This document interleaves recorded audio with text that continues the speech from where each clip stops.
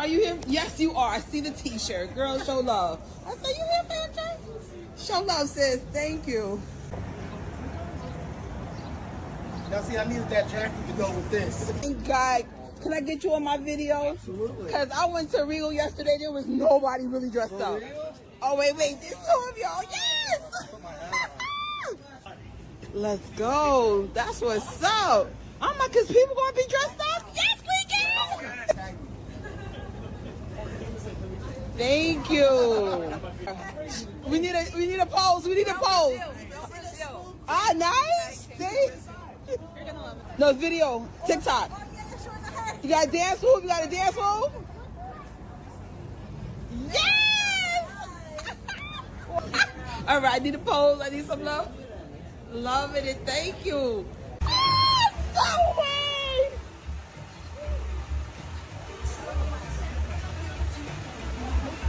No way! No way! There's a whole bunch, y'all!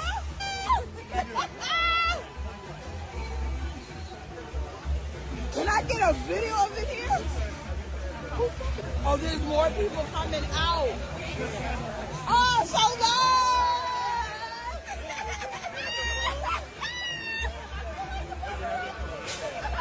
I said, is that a video?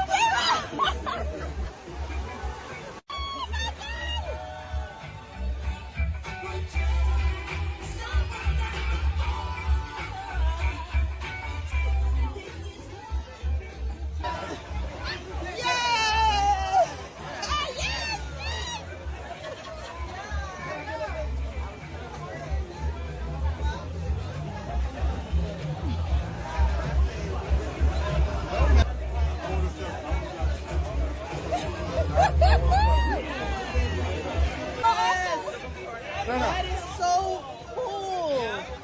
My favorite. Bubbles in the building. You guys are amazing. This is all PG-13. Everybody's gonna see it? Yes. Michael Love, I see your t-shirt. Yes. Video, let's go. MJ Love. Anybody else? Anybody else? Thank you so much. I'm tagging you in this one. Yes. This is crazy. Thank you. I thought you was playing with me. I know. You should see my page. That's good.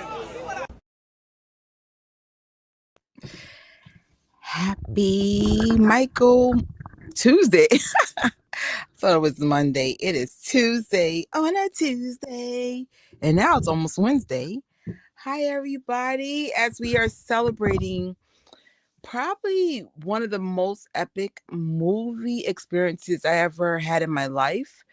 And I've had some epic moments. One that comes to mind is the one with Ryan Gosling coming to Lincoln Center and surprising the fire out of us. And if you all saw that reaction, just in case you didn't, let me see if I still have that clip. So you know the bar's high. If I'm saying this is one of the most epic, do I still have the Ryan thing? Oh, something fell. Awesome. Yes, I think I still have the Ryan thing. Here's a small clip of me meeting Ryan Gosling and Lincoln Center earlier this year.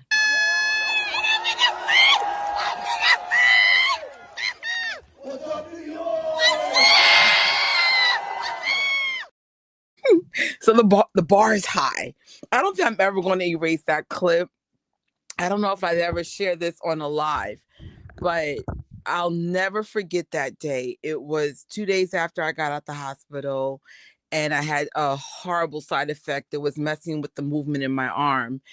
And I was like, I don't want to see this movie. I have the worst seat in the house. But what made me go was, if you want popcorn buckets or the little trinkets and stuff, you always want to go the first week of a movie or first weekend or whatever. So I said, man, if I got the worst seat in the house, the least that could happen is seeing Ryan Gosling. True story. This was a thought in my freaking head.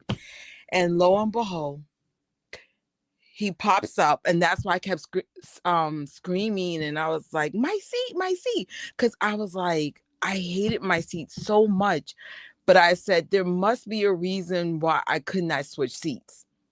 And that was it. And I'm learning um as I'm facing new challenges, stuff that I never thought I'd have to face so soon, that whenever God blocks us from something, it's a redirection. So there's no such thing as, a bad situation. Even though I know it sounds so crazy to say, but from trusting for someone who gone through so much already and still going through stuff, it's just like every time I just say, you know what? There's a reason why I got this really crappy seat. And so with that being said, with this whole Michael movie, um, it has been surrounded by some things I will not be sharing on this particular live, maybe on my vlog channel, but there's still beauty in everything that's been going on for what it's worth. And so I'll leave that there. So let me just say hi to the chat before we go into this long presentation. I thought it was going to be a short live, but minimum it's going to be an hour. What's up, George? What's up, Quiz from France? Chris, Kelly, Serena, thank you for tweeting. As always, I truly appreciate you. Inez and Torin, hello. Emma, I'm sure I'm saying something that's wrong. Watched it last day. Oh, the last time in IMAX, my fifth time, and I still freaked out the whole. Listen, let's be very happy that they did put it back in IMAX. The way IMAX works, hold on. Shoot. The lights in the background is driving me nuts. Is Mortal Kombat was the reason why Michael got kicked out of IMAX. But from what I could tell, it didn't do as well or perform as well. Specifically like Lincoln Center. I noticed if you can't fill that room, they're going to kick you out and put you somewhere else and put a movie that's going to like fill it up. So I saw Michael in IMAX Sunday, 4:45. It was almost a sold out show, unheard of. I've mentioned this in Tori's live, but Lincoln Center is not known for a lot of Black people to go. Usually, like you'll see a lot of Black people go to like 42nd, 34th, sometimes 125th Street, 84th Street. Lincoln Center, I'm usually like, I feel like a chocolate chip. You'll see a couple of Black people here and there, which doesn't bother me, to be honest. I'm very comfortable around all races. I don't care who's there or not there. I love the whole Lincoln Square experience. It's got the best IMAX screen I've ever seen. The customer service is phenomenal. It's not far from my house. I can list all the reasons why I keep going to that one as opposed to Kips Bay or 34th Street. I like 34th Street, but I don't like the IMAX that much. I'm keeping it real with you compared to, that one. And honest to God, this is the most Black people. I say that that's the most Black people I've ever seen in Lincoln's Square in my life ever. And I'm like, every time I go there, we're minimum like 60 to 80% of the people in the audience, which is unheard of for that theater. And for those who go to Lincoln Center Square, like if it's just like, I don't know, but if you got people traveling all over the city to get to this screen, it says a lot about what you've done with the movie. I'm sorry. My trip for the movie was fun, but there were some issues with my hotel, airport, and both issues, oh my God, result in something better for me in the end. Isn't that funny how that turns out? And I know when you're going through a setback, you're angry. You're just like, God, why me? Why me? And some of our setbacks are way tougher than others, but I don't know what I can share about my family, but some of my family has gone through tougher stuff than me. And now it's my turn. And I didn't get mad. I said, things turned out better for you when you were in this situation. So if I have to go through it next, then I'm gonna trust that God got something better for me. So I'm glad that everyone's starting to understand alignment and redirection, and even when someone you love passes away, there's purpose in that storm. When you lose your job, God forbid if you go homeless, if you get sick, there's purpose in all those storms. It's just you just got to figure out what was that purpose. What is God trying to take me to? So in Germany, it actually never left. That's awesome. You're lucky. I know for New York, we have it for one more day, which is Wednesday, and then the screens are going to go to the Mandalorian. Mixed feelings, because you guys know I'm big. If you don't know, I'm a big Star Wars fan. I got the Mandalorian in the background and some Star Wars stuff in the background. Huge Star Wars fan, specifically the Mandalorian, but Star Wars in general. So I was like, damn, man, Mando and Grogu is taking up the screens again. But here's the thing, let's just say it doesn't perform well. Not that I'm ever going to wish that, I'm really not. Then there might be a chance we might see Michael again. I know for Project Hail Mary, anytime there was an opportunity to get the screen back, Project Hail Mary got those screens back. And Project Hail Mary, I have to give its props. Anytime it went into an IMAX, it would sell out every freaking time. Carol, I'm telling you, you were spoiling me, and I'm mad. I'll take it. Thank you for the super chats. We could use all the money we can get. Oh my God, Invincible Jackson. I'm so mad at you. I am so mad, but I'm so glad you're here. You're actually in the slide. I didn't. Just for the record, I didn't call Tori because I didn't want to bother her. I have been MIA. For some of you guys know why. So I didn't want to just come out of nowhere. I just decided out of nowhere just to come out because it's time to come back. I saw the biopic for the second time in Dolby, and it was amazing. I was able to see things that I missed from. Yes, I highly recommend minimum seeing this 3 times. Now I'm going to have some insanity on this slide, but I promise you minimum 3 is my recommendation. But if you could do more, do more. Oh, thank you. It's so nice to see you. And I honestly appreciate everything. Life is tough. And I know God got this purpose in that. Aw, well, girl, if you want to come in, is my phone near me? Yes. If you want to come in, let me know. My phone's near me. So I got off of jury duty. I'm so glad. It's so sad. Oh man. Don't let life get you down. When I was doing this live, I was trying to figure out what I wanted to share and what I didn't want to share. For now, I just want to celebrate the movie. I want to celebrate that I woke up today, and I want to celebrate that I got a roof over my head. And yeah, everything's gonna be all right. All right, so let's see. I'm going to actually, Tori, I'm gonna give you the link right after. There's another clip I get to play. I'll give it to you right after. It's like a commercial break. It's not like a good Tori conversation. All right, so we're going to give me grace, guys. I have not done this in a minute. That's what took me so long to get on the live. All my stuff, Canvas, streamer, everything kicked me out because I've been off of it so long. Even though I was on Tori's channel, it was her channel, so I haven't been on this in a minute.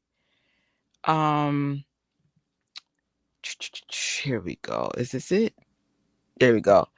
So that clip is coming from the Gadgetrish TikTok. Now, if you're a Michael Jackson fan, I'm going to highly suggest you go to the I Love the Jackson Family TikTok. The reason why I went under Gadgetrish because it fell under quote unquote film. Because I do like a movie pop culture type of gadgety channel on Gadgetrish. I never was so confused on where to put content in my life. Because I was just like, how do you want to do this? And honestly, I think it worked out because it's just like TikTok, Instagram, and YouTube kind of figured out how to make it work. So it is a little tough, but Michael Jackson's all over my timeline, whether it's my vegan channel, the Jackson channel, or the gadget Trish, and that says a lot about the impact of the movie and how it has made people.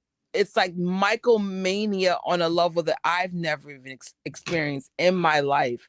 Like when I was little, there was Michael mania. I was under 10 when Thriller came out, and that type of Michael media was very similar to some of the stuff you guys saw in the media. Like when Michael came somewhere, he would shut everything down. It was unbelievable. And then, of course, Michael media came again when he passed away, and that stayed for many years. I mean, for Michael Jackson fans, it's always Michael mania. But you guys know what I mean. When you see things on timelines and you see functions and things coming up more frequent, that's part of more of a Michael mania type of frenzy. And so this is different because now you have very young fans, very new people learning about Michael because of the movie, and it's caused like this beautiful. Like I knew like the movie was going to change things, but not to this level, like not even a little bit. So it's freaking awesome. I'm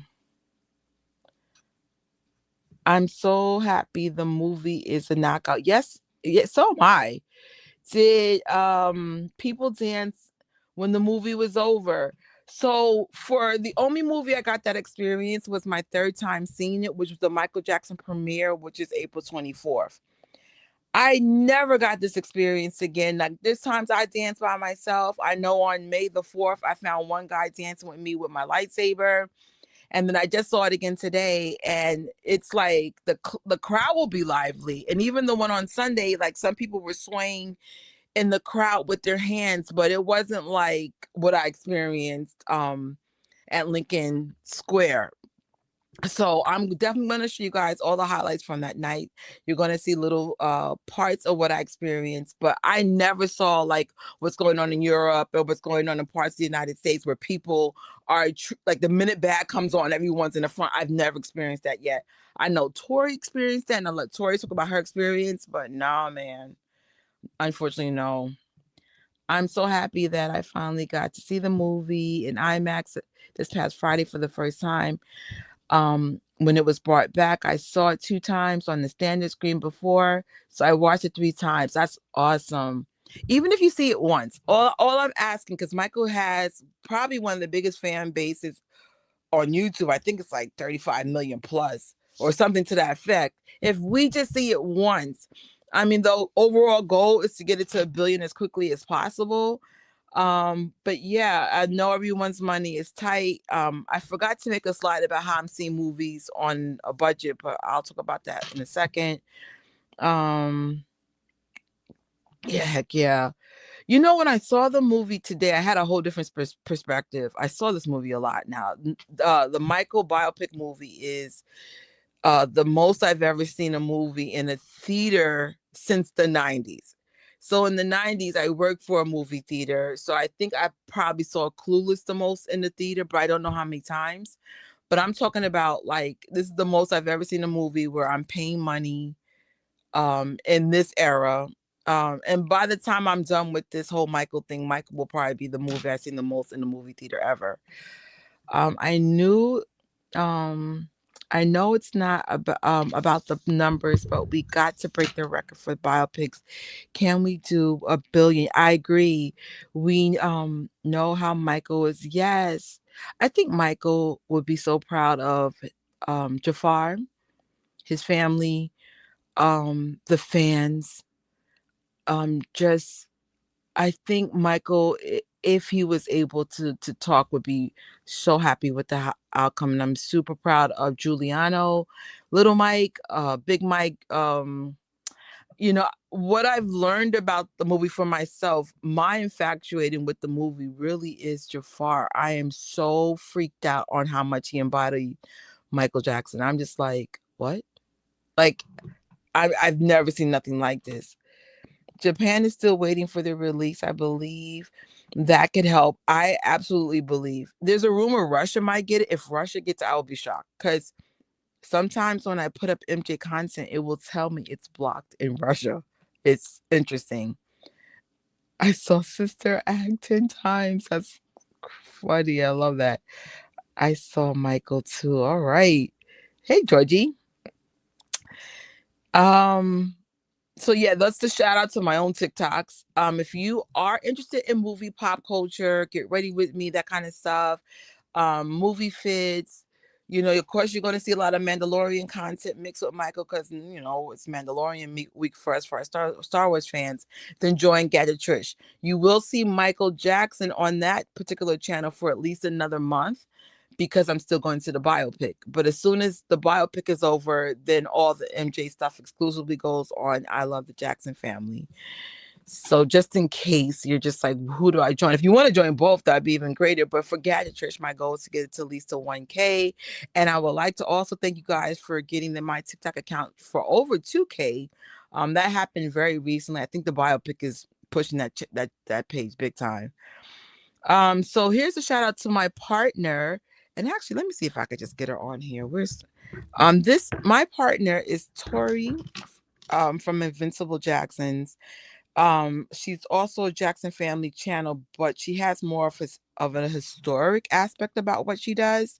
So if you want to learn about the Jacksons, like really learn, she's really good at like putting pieces of the bus puzzles together. Really, really, really good. Like highly recommend. It's not because she's my partner. It's because she really knows she knows what she's doing. She's awesome. Can I find? Oh, okay, I'm gonna send her the link now. Let me see, Tori. It's so weird. I'm so used to being in bed. I've been watching TV, which is unheard of. I haven't gone to the movies. Actually, that was part of my time out. I just needed to get to the movie theater myself. I just needed to be home. But I'm glad I'm watching. I think I'm watching The Boys. I was trying to watch the whole season before the season finale, which is today, but whatever. So, this is not a movie, just a movie. It's a Moonwalker movement. And so I don't know if that was their intentions, but that's what it became. It brings fans together across all generations. And even though, like I said, I knew the movie was going to do well, but I didn't expect such an outpouring of love. And it's so well deserved because we'll speak more about Jafar in the future of this post. But to see Jafar's level of dedication to playing his uncle is even more impressive because yes, he has a swag, yes, he has a voice, yes, he has the looks, but I don't think you get what it took for him to be Michael freaking Jackson. Like, no clue. Like, it's amazing. Hey, Tori's here. Hey, Tori. Hi. So, what is your like feedback about the movie being way more than a movie? Oh yeah, like you said, it's a movement, and the time where it really hit was like opening night. Not opening night, early access opening night. That one. That's when it hit. I was like, oh snap, because like that's like you were just talking about. Like we ran down there at the Chinese theater, and in the front there was enough space for like a dance party. So like a portion of the theater ran down and we were all just dancing and stuff through the credits. And then like it was that moment I realized I'm like, oh man, this is a movement. Like for real. Then on top of that, like people are seeing it. Like um people I never expected to. Or people like for example, my brother, it gotta be a special movie for him to watch. Even just once. He's seen it 3 times. 2 of it he went on his own. My parents, I just took them tonight. They loved it. I was not expecting the response. I thought they'd be like, "Oh yeah, it was cool, it was cool." But I was hearing them like actively like talking and laughing at the funny parts and reacting to the parts that made them, like and stuff. Like it was real cool just to see the reactions and stuff. But just overall, like he's charting high. He made it to the top of the global 200. Like it, this is definitely a movement, like all around the world and stuff. I this is the second Michael mania that I've experienced. The first one was right after he passed. Mm-hmm. This one, I'm actually an adult, and now we're in the social media age. I think with social media, it's taking it even farther. Yeah. I'm seeing people on my FYP I've never seen before, but I'm so grateful to see them, if that makes any sense. Mm-hmm. Um, Carol asks, how did you feel when you saw Havenhurst and the music? Um, Now, if you guys are not familiar, me, Carol, and Tori, and a few other of us have been lucky enough to go to Havenhurst. And unfortunately, this year, the King of Popcorns sold out, but you still can go. But you have to go under a membership. So King of Popcorn was 500, but the Mm-hmm. third tier is 900, and I'm going to say 950, just to round it up. I'd rather be over than under. If you get the third tier of the 777 Club from Hill, Los Angeles, then you will get a free ticket to go to the King of Popcorn and then go see Havenhurst. For us, now Tori and I went there and Carol, I think Carol was there too, when it was 800. Remember the first one was 800? Uh-huh. And we went. Um, for a membership, you're going to have special access to I would say Hill Los Angeles events first. And now that the whole Michael biopic has changed the whole everything for Hill Los Angeles, those tickets are selling way faster. So you're going to want to be in those meetings. You're going to have the early access. Um, I speak for someone that did pay for 800 for 100 and what $50 more. You'll get the membership and the ticket. Um, and then you'll get to go to Havenhurst. Uh, Unfortunately, this is Thriller sold out as well. A lot of the stuff that would take a little bit longer to sell has all sold out already. So I'm glad that I got to see so much Havenhurst, to answer your question, Carol, because I felt like that movie was more part of me. I knew the significance of Havenhurst the minute they said, "Oh, you guys can see it in the daytime." So I was like, "Oh," so I even went there at Thriller nights, and I think that ticket was like one was like 1,200 and something. But I've always had this appreciation for the Jackson family history, and I've always wanted to experience it in the ways that I've experienced it. And of course, it's a tax write off. It's an opportunity to meet fans like Carol and Tori. MJ Fangirl comes to those things sometimes. I know Rocky comes out there. My other sisters come out there. So, you'll see the fans that've been in the fandom for a long time and will just do whatever just to be part of the Jackson family legacy, just to experience it. And Havenhurst, once upon a time, was never accessible to fans.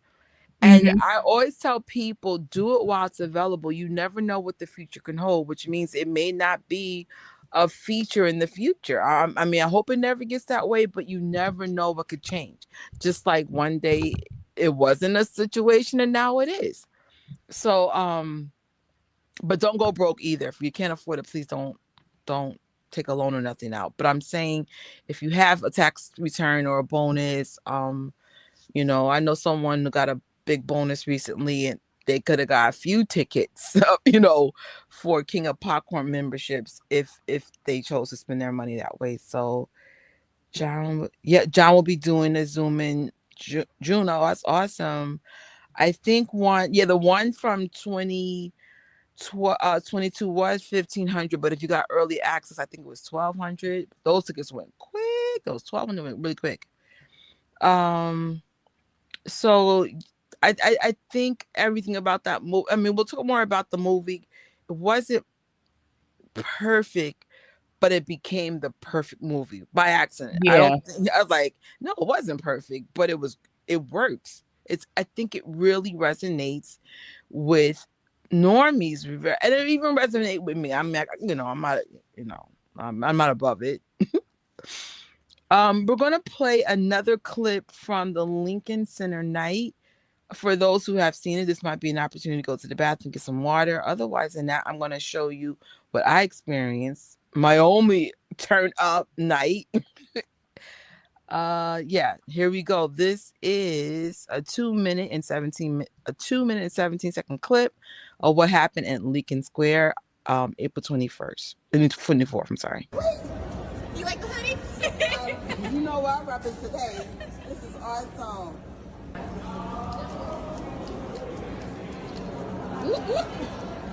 Look at all this MJ love. Take it to the world. Thank you so much for doing this. Ain't no seats. They don't start until we get there. Thank you. The glove, I want you in this video. I want as many people so the world can see how much we appreciate this legacy. I love the Jackson family. All right, let's go.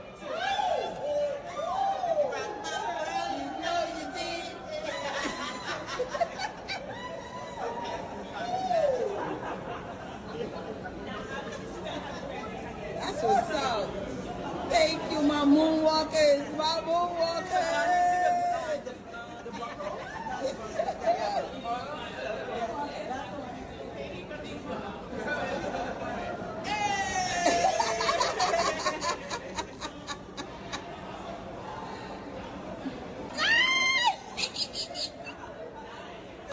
You look so good.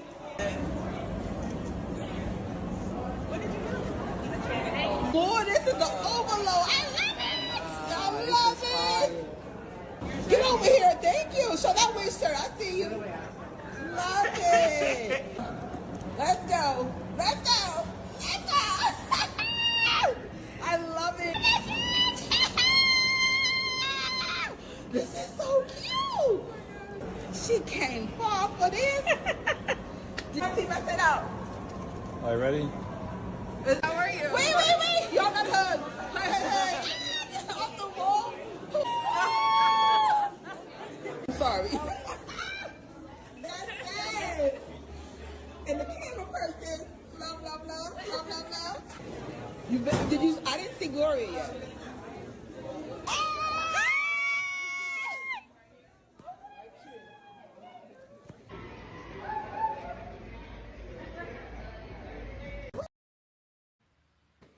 All right, so that was some of our highlights from that night. I guess I wasn't expecting that particular theater to have that kind of energy. Usually that energy is in Harlem, but I'm going to speak from my perspective because of the screen. I chose that one, and also I've gotten very like pampered to a certain kind of customer service, and I feel like Lincoln Square is for me my theater of choice. 125th Street, when I did see the biopic, it was a great experience, but I don't know, something happened. I don't know why the culture stopped going to 125th, because that's where we used to go. But I'll leave that there. I mean, I know why I stopped going, but I'll leave that there. I got like read between the lines. I think I said what I said what I said saying it. Hey, no, we're just getting started. What's up, Tiff? Did anyone get merch? Not that night. So this is what I noticed, and I hope movie theaters are addressing this. I don't think it's fair, even though I have benefited from the early drops, but I don't think it's fair when a movie comes out, let's say the 24th, and you don't have merch for the 24th. If you're going to do an early drop, then you need to have, let's say, 50 blankets for the early access, maybe another 50 the next day, and then maybe 100 for the actual release. This stupidness of releasing things before the movie comes out, and then when the movie comes, you have nothing, is weird, bro. I'm sorry. Again, even though I benefit from it, I'm like, that's not fair. That's why people spend, because it's more money to go to the movie on a premiere day, way more. So if I can't get merch, then why am I here? So I know Tori didn't get merch except for what she's got like from going to LA. I got this as a gift recently because this never even came to New York. Yeah, like I'm kind of in the same boat because the theaters that had that one and like the other specialty popcorn bucket, I don't have in my city, and I only have Regal and AMC. AMC had the blanket, and I could have got it, but there was something about $50. I'm like, no. That was ridiculous. That was ridiculous. So, and then I guess, well, I don't know exactly how it was here opening night, if there was any freebies or anything, because I hadn't seen it here until like a week after or something like that. I was seeing it the first times in LA, but Regal could have had something here, like a freebie or something like that, but I don't believe that they really had any merch. I agree with you because so I guess I got my merch by accident, and I was actually gonna put that clip up. There's a clip of me like behind that never got shown. I was watching Stranger Things, 80 Tales of 85, went across the street, just had this weird feeling to go across the street. And then they had the buckets, they let me buy it. But then like when I put my post up, someone told me Sunday before 11 a.m. it was sold out already, which means you never had a lot. And then I found out Regal 14th Street never got it. So from what I know, there's only 2 Regals in the city, and you're telling me only one got it and they sold out by Sunday morning? And they never reissued the buckets again. So when people like Soli and me actually came for the real week, actually me and Soli came for early access, and there was no more merch already. And I was upset because my cousin wanted a bucket, and I was just like, even if, because I'll go back to a theater. Like I can't say I live close to 42nd, but I live like less than 30 minutes, right? Which is kind of close. So I'll go back. It's not a big deal. But it's like someone was like, "Oh, don't even bother. They're sold out." What? Before 11 a.m. on a Sunday? That means you only had 50 buckets? It was kind of whack. I'm sorry. It's just like that's weird. So I know today I only saw Michael Jackson the biopic because I was like, "Oh, what if they have the Mandalorian merch out early? I'm there already." I think the movie theaters are getting the memo to stop doing it. Like Cinemark, they don't care. But I'm talking about Regal and AMC specifically because you drop it way too early. You never have enough, and then you cause a frenzy like it's a swatch, watch drop. Like, what are we doing?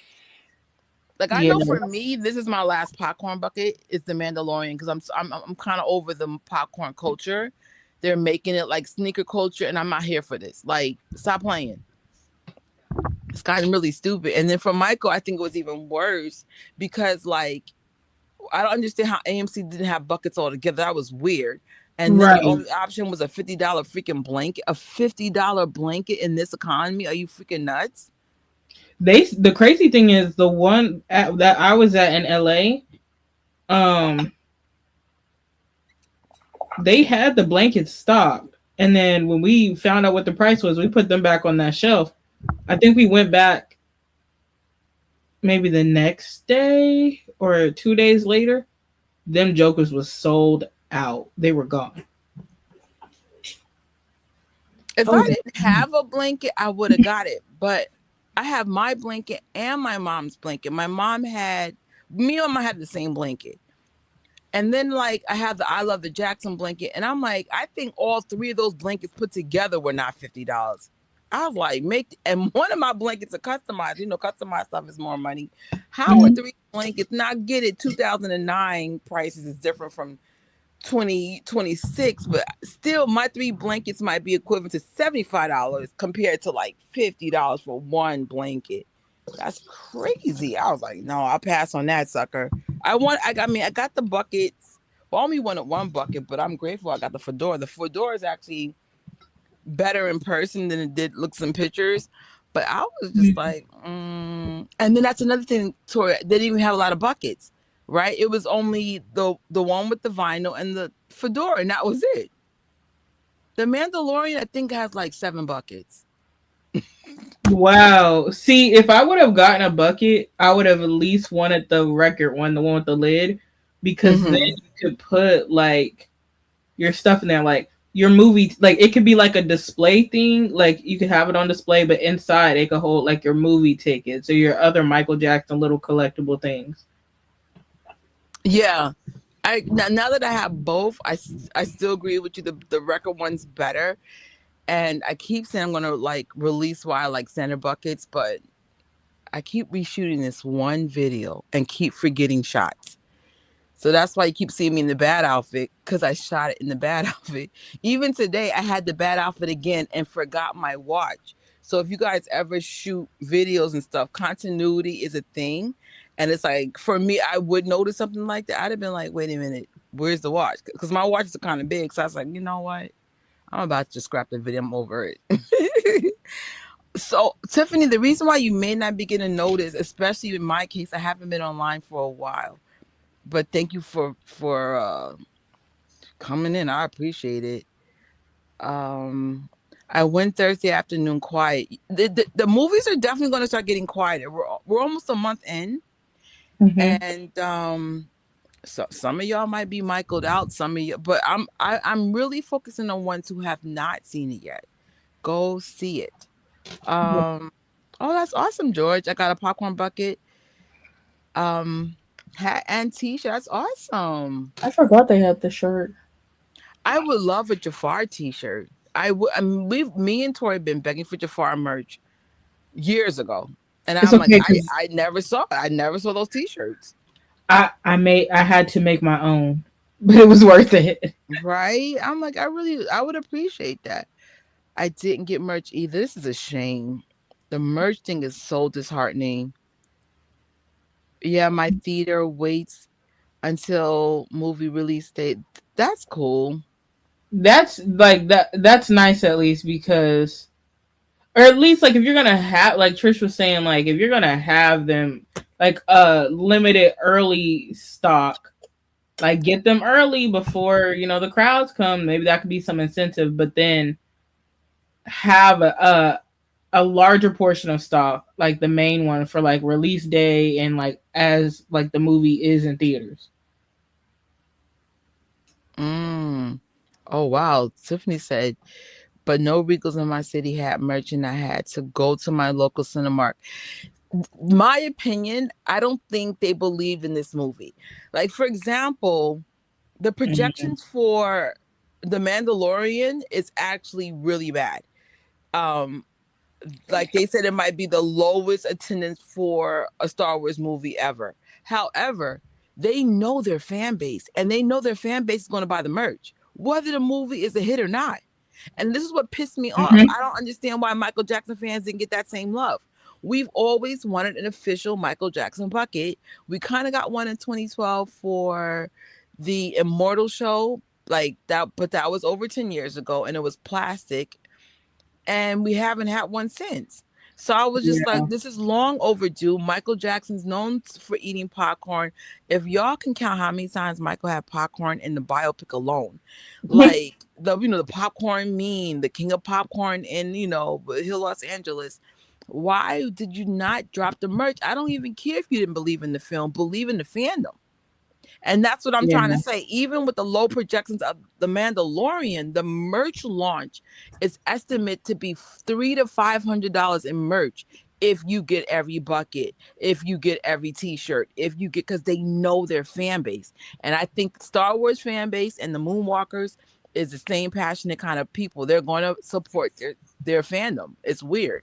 And like the fact that Regal didn't really support, AMC gave us this overpriced blanket. Cinemark, I give them their love, but Cinemark is not in New York, it's in New Jersey.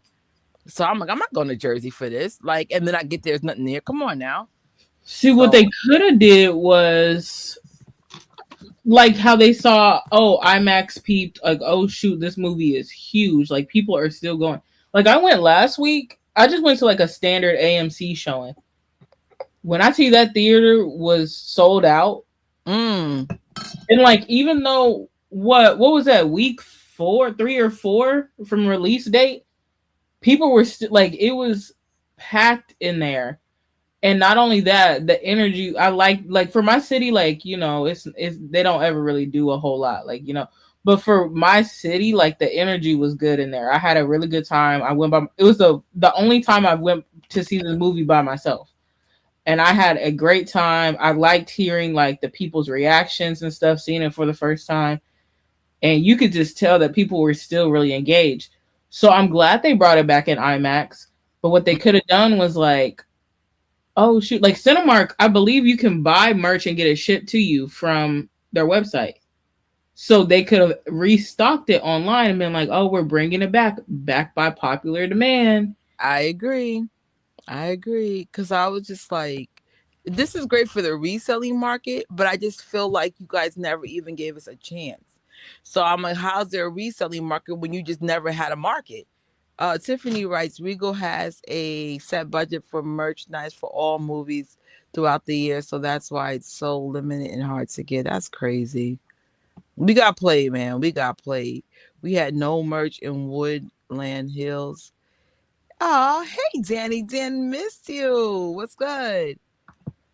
I loved Michael. I saw it 2 times and cried both times. Human nature performance.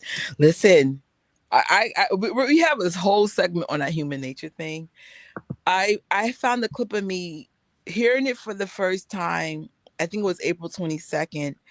And for the most part, I was very conservative. When Human Nature came out, I just started Ah, dancing. I couldn't help it. He embodied Michael so much. It is amazing slash eerie as hell. That's how much he embodied mhm. Michael. How the hell did you do that? Um, Even the manner, like the mannerisms and stuff. Like there was one scene. I'm like, I was not around then. I've never met Michael, but I could see him explaining it this same exact way with the same exact facial expression. I could just see it. It was spot on. yeah. I mean, I wish I could have. So listen, in my Delulu head, um, Michael, if he was alive, would have been my bestie. Now, granted, Michael Hmm. is around my mom's age, or right?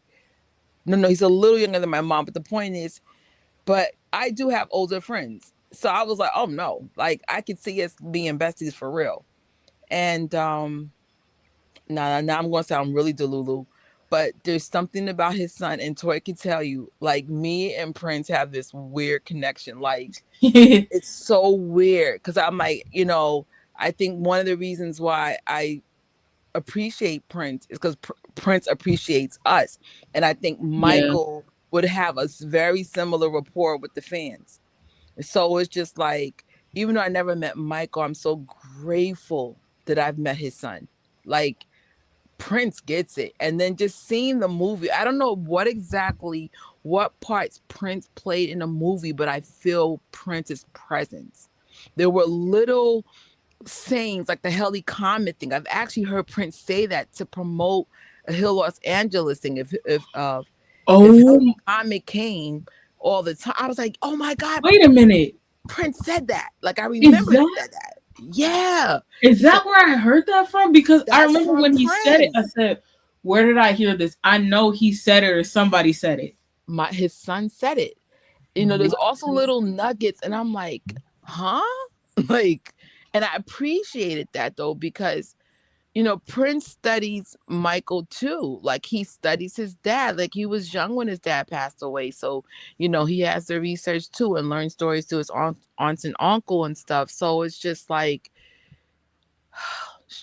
just it's amazing. Like it's just some people you just wish, like, I wish we really could have been friends. It would have been awesome. He said he joined the Jackson side of the chat. This movie was so much it has for me it has one of the highest replay values I've ever seen in a movie in a Mhm. very long time. As much as people criticize it for what it didn't have, it's the exact reason why it works, if that makes any sense. um Yeah.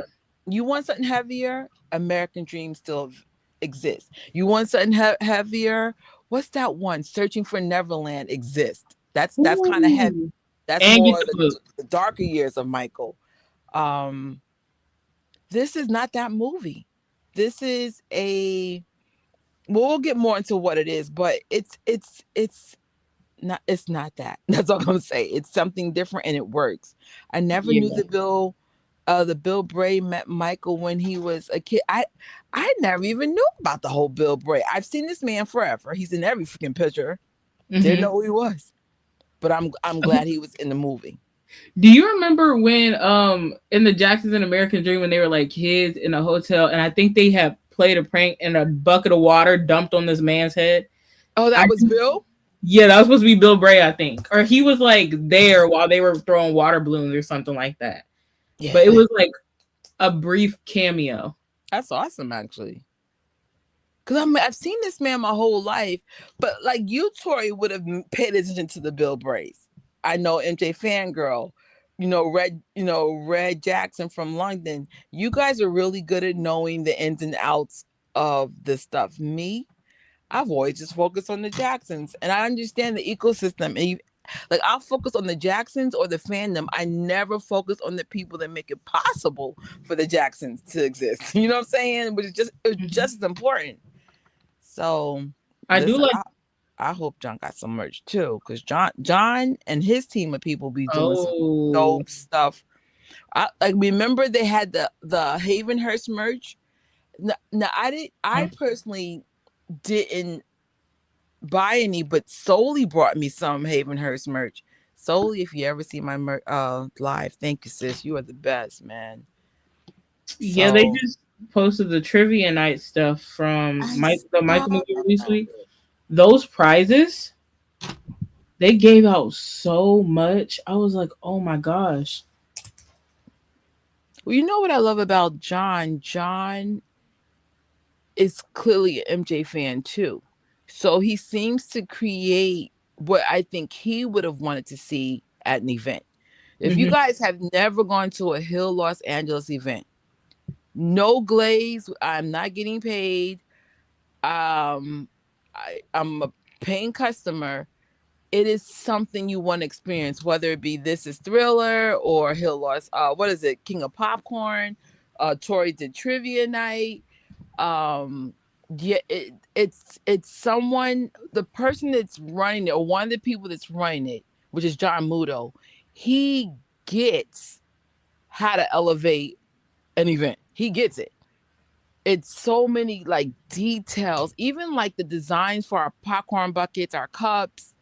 It's just so well thought of. Like and I know it's a lot of work. It's like, yes, it's a lot of money, but it does go to the children. We know whatever the profits are, it goes back to the children for Hill Los Angeles. You get to do a tax write off.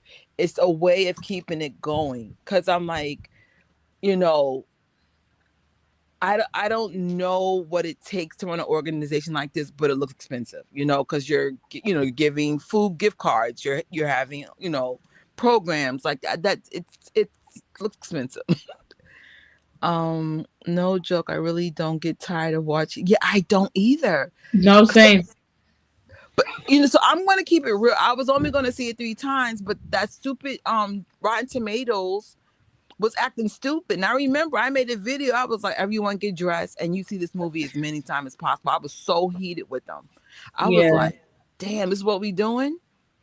And it was just like, I could see if the state didn't warn us. They literally said they can't speak, they can't have the original format of the movie. They had to reshoot. There was some issues with the allegations. It's not that they didn't want to, is that they couldn't. Now, is that a convenient coincidence? I don't know. I don't even care. The point is they couldn't talk about it. Does that make sense? But at least the original script, it was deeper. So that's what I Hmm. was like. And then you could just tell by the things that we seen on the internet how many things got deleted. We didn't see nothing from the Wiz, but we saw pictures. We didn't see nothing from even though that 70s era. It all got cut out. So many things got cut out. So you got to think about what obstacles they had and what they had to work around, and somehow they still made, my opinion, a $1 billion biopic. I'm claiming that. Like, Yeah. I think it's gonna hit 1 billion definitely. Um I was I was seeing it like back to back to back to back, like day after day after day.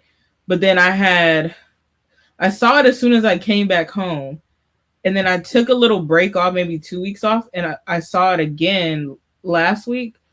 And when I tell you, like, taking that little tiny break was kind of like refreshing, because it felt like the movie felt long. Because like at first I was like, yeah, and like when you see something a lot back to back, it seems quicker. But like even if y'all gotta take like a week off or whatever, I don't know when they're gonna take it out of theaters, but that's what I'm trying to get my watches in. But like take a week off, watch it with a fresh mind. It's I so agree. good. It took a little bit over a week off, and then when I came in, I was like, "Here we go." I'm still getting chills. I know when the movie first came out, I so happily had this pocket of time, so I was able to see it so many times back to back, and then life was lifing, and then I had to like, now I'm lucky if I could see it once a week, which is fine. I saw it a gazillion times already, but How many my times whole you said it? 11 now. Oh snap! 11, but it is getting harder because things are going on in the background. I have to kind of work around that now. But I was like, well, my goal was 3, and then Rotten Tomatoes made me want to do 7, and now I'm trying to get up to 14. For those who saw the post, we'll share that in a second. But I was like, no, like if y'all gonna try to play Michael, the fans are gonna just see it more. Like this, what I think the movie would have not been this successful if y'all didn't come for him. Like y'all set that off without even realizing it. I was just like, what are we doing? What are we doing?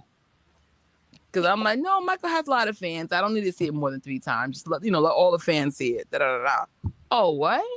You want more substance? Okay, now I'm going to see it more times. That's what we're done. Like, we're done.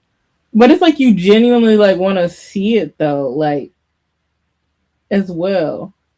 No, I did, but I was like max 3 times. Like, so I say on average, I see a movie 3 times. Project Hail Mary, I think I saw it 4 times.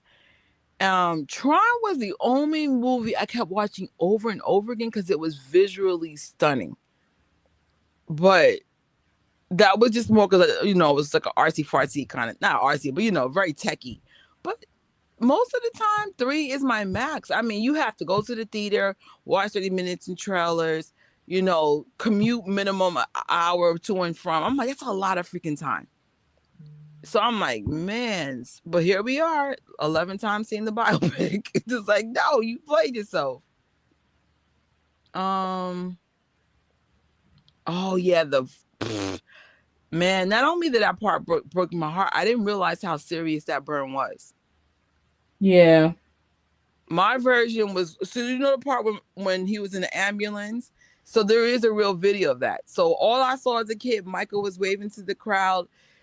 They said I don't remember it. I mean, it's a long time ago, but they said something about his head being burnt. And then my opinion, in my mind, the situation disappeared. And then, he's on stage with his brothers again. That's my memory of it. I didn't realize it was that serious of a burn.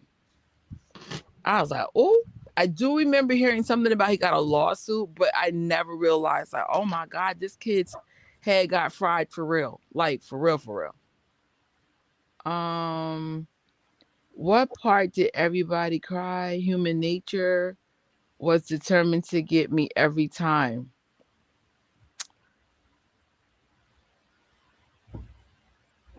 I wouldn't say I cried, but I got chills. I got goosebumps every time I don't know why that song gives me goosebumps, but I feel like I'm watching Michael. It's weird, but it's just, and I think that's what you guys are resonating with, because I think you guys are feeling what I'm feeling. You kind of feel like you're watching Michael's. It's crazy. The movie made a lot. Yes, it did. I think it's 700 million plus now. I think merch just cost a lot of theaters, companies plus. Yeah, that is true. That is true. That's why I said I don't know what's going on with the movie culture, But so look at my Mandalorian bucket. I'm taking a time out for a long time because y'all making this crazy. I'm not camping out for buckets. Like you guys see the polished version of it, but sometimes getting buckets is a thing. I don't have that kind of energy. Like that, I don't have. I really didn't get emotional at the twisted part, but everyone was so sweet. They did. I was so I was I was more so laughing at Bubbles playing Twister. You know it's crazy. The Twister scene shows how lonely Michael really was, and that actually made me sad. Um it's crazy. Even though I grew up with siblings, I was always isolated. Now I'm lucky I have another sibling with a very similar personality to me. So we were always isolated from people because everybody thought we were weird. And so, like, sometimes you can come from a family and still be alone. And I'm like, I resonated with that so much. Or you could even be in a friend group and still feel alone. I always, honestly, I feel very alone, but I'm comfortable in my aloneness, to be honest. But it took me decades to be comfortable being alone. Because I was just like, I'd rather just be alone than to force my unique energy on anybody. Like, I get happier than most. Like I get really excited like a kid. And I'm like, and I love learning things and just, like I find people in my life that I could talk to, like Tori and I have a lot in common, surprise, even though like, Tori, I can't even Tori's mama, but at least I can say I feel like Tori gets me, and I think vice versa, if that makes sense. But a lot of people just don't get me. And so I find myself isolated, and I kind of felt like, yo, that's deep. That's so deep. Like, every time I want to play a board game and I can never play because nobody ever wants to play with me. I don't care if I'm 100 years old. I want to play. Like, it's so stupid. Yo, I'll play the Facebook. amount of times I try to get my people to play Monopoly or something. Anything. Uno, like even Twister, I'm like, anyone to play? Everybody's gonna be like, are you serious, Trish? Because my family, they're cool, but yeah, I miss the ones that had my personality. They passed away already, so I just be like, what? Like my family will play video games though, so that I never have to play alone. But they're not into board games. I am, and I'm just like, I just like playing games. Like it's just good bonding time. Hey, King Michael, what's good? I got Joe here. Hey, Jojo. He wants to know if he can share his thoughts about the movie. Go for it, cause I figure like Joe's like a normie that knows more than a normie, but he's still normie. Yeah. Hello, everybody. My name is What's up, Joe? What's going on? How you doing? Good. How are you? I'm doing good. Thank you. So what's your thoughts about the movie? We want to hear. Oh, man. I've been waiting for this movie to come out since it was announced. I was so excited when they said Jafar was going to play Michael because I knew who Jafar was before they even announced him playing Michael because my sister, was telling me a lot about him. And I remember I seen a video of him singing with Jermaine and Your Majesty. And I was like, man, he really sounds like Michael Jackson. Like, he reminds me a lot of Michael Jackson in the 1970s. And so when they announced that he was playing Michael, I was so happy. I'm like, he's going to kill it. So I was anticipating this movie. And when I heard they were going to actually explore a lot of things that most biopics don't, I was excited for it because I'm like, we're not going to get a cookie cutter biopic. We're going to actually get something of some substance. But then, you started hearing that they had to do reshoots because they broke legal agreements. I was like, oh, man, I don't know. This biopic might be not good. I'm not sure. And I was hoping that it was rumors. It was somewhere that, that, how they say the truth lies in the middle. So, like, some things were exaggerated, but there were some things that were true. Mm-hmm. So when I initially went to go watch the movie, I was like, man, Giuliano did a really good job, because if you listen to Michael Jackson speak when he was younger, he had a Southern twang to him. So I feel like Giuliano, he did a good job here and there, you know, doing the southern twang. Some parts of it, you know, you could hear Giuliano, but he did a good job, man. He did a good job, especially being his first acting role, and the dancing was phenomenal. I'm like, man, he really did good on the dancing and everything like that. Nia Long, you know, she's a veteran actress, so of course she's going to do good. I just wish that we got to see more aspects of Catherine other than, you know, I feel like sometimes with these movies, you know, they can kind of have like a stereotypical way they want to present things. And so, you know, they had Catherine playing, I didn't like kind of docile and stuff like that. And I know she was a sweet, but, you know, Catherine, I know she was a strong person. I wish they would have showed, you know, more aspects of that. Coleman Domingo, he's a veteran actor. He did a good job. Except I feel like in some ways they made him a little too cartoonish for Joe Jackson. The way he was acting, like I know what you mean. That comedic relief. like if you listen to Joe Jackson speak in interviews, he's very calm. Like, believe it or not, a lot of the children speak like Joe Jackson. He's very calm and laid back and mellow, but I feel like they kind of played it over the top, like, Michael, you better get on that stage. And so that was, you know, that you know, it is what it is. Now Jafar, man, for somebody that's his first acting role, he killed it. I mean, he killed it. I mean, and I mean, like the voice, like most people when they play Michael Jackson and they do the voice, it's like a caricature, but he actually sounded like Michael Jackson. And then the dance moves, oh my goodness, man, like he did a phenomenal job. And you know, he did very good for what the script gave him as far as like the dramatic acting. I was just like, man, and the thing that disappointed me the most, I wish we got to see more, you know, I feel like in the original cut, there was more substance to Michael. But, you know, due to legal agreements, they got rid of it. And I just wish we got more.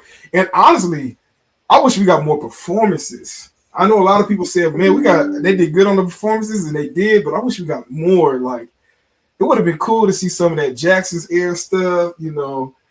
We were supposed to get more Triumph, Trish. We were supposed to get them in the studio recording the album. I'm sick. Oh. Yeah. Terrible. That would have been nice too. I wish we would have got more Triumph stuff, more victory performance. Like, and one thing, I'm a nitpick right here. I mean, for the most part, they did very good on the costumes on the victory tour. Like, for the brothers, like, you know, Jermaine, you know, he had that purple outfit on, and Tito had his black and white leather jacket on, and Dwayne Marlon was just, all that was good. When it was walking down the steps, that was grand. But I noticed one thing. Michael didn't have his military jacket on. I'm like, come on, Michael, this is his movie. Why you just have him walk out there with a t-shirt, like a collar on? Like, you know, what his military jacket on? You just really made it seem like, oh, Michael's like, I don't want to do this tour, so I'm just gonna throw anything on. No, Michael came out there, them brothers came out there stepping sharp. And I wish it would have been cool, man, if they would have played into the victory tour a little bit more. I wish we would have got more songs like "Wanna Be Starting Something," you know. Wait. You know what? Why did they that was the song for the movie. It was the song we got for the trailer. It was the song that we got in the beginning, and then you heard little instrumentals of different versions they made for it. I wonder why I would have thought that was the song he would have performed at the end on the Bad tour. Like, I'm glad we got Bad, but like I thought maybe that would have been like the finale song, and he would have went. No, but it was the intro. Remember? Yeah, no, but like, I mean, like the performance wise, because it felt like they kept hinting the song throughout the whole movie. That is true, because you know they played it in the beginning. Like at the very, like, because when I first heard it, when he was like doing a hee, and then they started playing "Wanna Be Starting Something," I thought maybe they were going to be like have him performing "Wanna Be Starting Something" on Bad, and then they were just going to cut back to when he was younger, and then at the, you know how like some movies they'll start like from like the end, and then they'll cut back. Yeah. Yeah, I thought they were gonna do that, but it would really been nice if they would have really played more into it. And I don't know what happened with Diana Ross, but one thing that they could have did was y'all didn't have to even include Diana Ross on the Wiz. Y'all could have had like Michael Jackson or Quincy backstage, and Michael could have been like, "Hey, you know, I see the music that you're doing is really cool. Maybe we could work with each other or something." Mm-hmm. That's actually important. I get that. Like, where did Quincy come from? Like, Yeah, he kind of spawned out of nowhere. Right. Like, he's like, well, how's your dad going to feel? I'm like, well, where are you coming from? Like, it's like, how does he know you? Yeah, that's true. And I feel like, you know, I know Joe Jackson had his ways, but I feel like they just made this movie like the Joe Jackson versus Michael. And like somebody else said, another creator, there was a lot that happened more than Joe Jackson. You know, the relationship with his brothers. And one thing I want to key into was the Victory Tour. You know, it was a lot. You know, not only did Michael have the accident with the Pepsi, but he also, Don King did some shady stuff with the ticket sales. Oh, yeah. It was just a lot going on that y'all could have played up to show Michael being fed up with it. Man, they just, to me, even though there were some things they couldn't show, they could have focused like Motown 25. I heard Michael didn't really want to do that. The only reason why Michael did it was because he got to perform Billie Jean. Yeah, you know what? Because like I feel like, because at first I was kind of like, you know, I'm okay with them doing that as the montage, but looking back, that would have been cool to see the behind the scenes of it, like because the storyline like that they seem to have gone with, of course, was Joe wanting to keep him with the brothers, keep the family together, and keep him there with them. Like, oh, he could do a solo stuff, but he got to stay with the brothers too.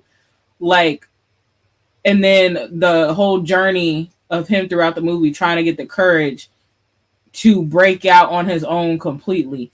Like, they could have showed that, and they're like, I don't know if I want to do it, but you know what? I'll do it if y'all let me do one of my songs so I can show like how, like, you know, how I am now, you know? And then that, because I don't think too many people know that story. Yeah, I don't think too many people know it. That's the only reason why Michael did Motown 25, and you know, Berry Gordy, you know, he was kind of hesitant, I heard. Yeah. You know, he wanted to get away from that. He wanted to branch on his own. Like, actually, this is a good time to bring out some of the things that came from this. Hold on.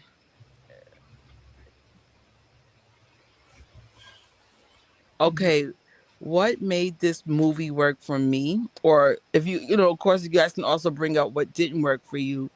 But it was a lot of like little things that you hold on.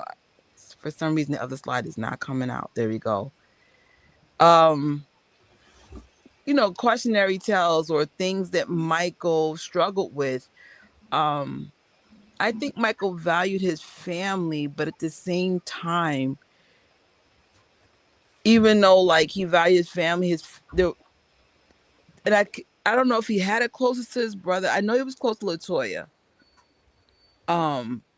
But I think the whole Twizzlers thing let you know like he missed a certain type of closeness, like having what I call it young fun, you know, versus adult fun. And I always lean more to young fun. Adult fun is usually sex, drugs, and alcohol. I'll pass on all three. Like, how much can you do? Yeah. Like for me, I love a good video game, good conversation, positive thinking, creativity. I'm down for a TikTok video. Like I just love things that are a little bit more childlike, like more stuff that doesn't require you know, body fluids or anything. That's just me, you know. So, you know, I think maybe Michael was feeling isolated in that way. Like the only time he got to be with his brothers mainly was on stage, and I think he wanted more. He wanted more of a closeness. I don't know. I think Joe. I know Joe's the villain, but I think Joe got off easy. That's all I'm going to say. If you start going down the rabbit hole of stories, Joe Yeah. got off easy. I'm sorry. He got off easy. I'll leave that there. I think my thing is they could have shown the um kind of like more so like because okay, in the Jackson American Dream, that was the family story. But now we're focusing on Michael. I would have liked to see that complex, like both sides of his relationship with Joe. Like, of course, I'm sure there were times he probably despised him with his tactics and the things that he did and stuff. But I also on the flip side, like okay, for example, that part when he hugged Barry Gordy and Joe was standing behind him, like everybody's reaction is like, oh, like they seeing Joe's like face and like seeing his son hug him and stuff. When I first saw the movie, I thought that was going to be kind of like the segue into showing like, you know, Michael didn't like his ways, but he still craved that bond, like the normal father-son relationship and stuff. Like, I kind of would have liked to see that instead of them just painted as just like rivals. Because he did want that. Even in his 40s and his older age, he talked about wanting to be able to call him dad, but he couldn't. But I think that's part of the reason why it's like the problem with Joe is Joe never knew like when to take the manager hat off. So in the movie, there was one scene where the Jacksons were, you know, this is young Michael, and it looks like they were having a nice family dinner and a good moment.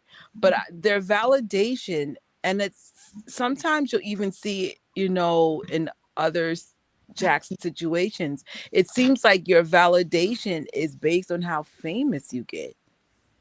And I'm like, that's dangerous in real life because it's like one, you're everyone keeps comparing everyone to Michael. That's so problematic in real life.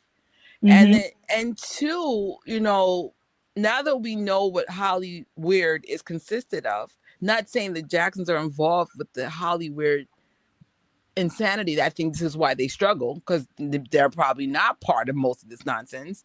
The Mm-hmm. problem is if we know there's problematic things in Hollywood, wouldn't you encourage your second gens to think outside the box? Like, you know, for example, Prince does Hill Los Angeles, Yashi does mental health awareness.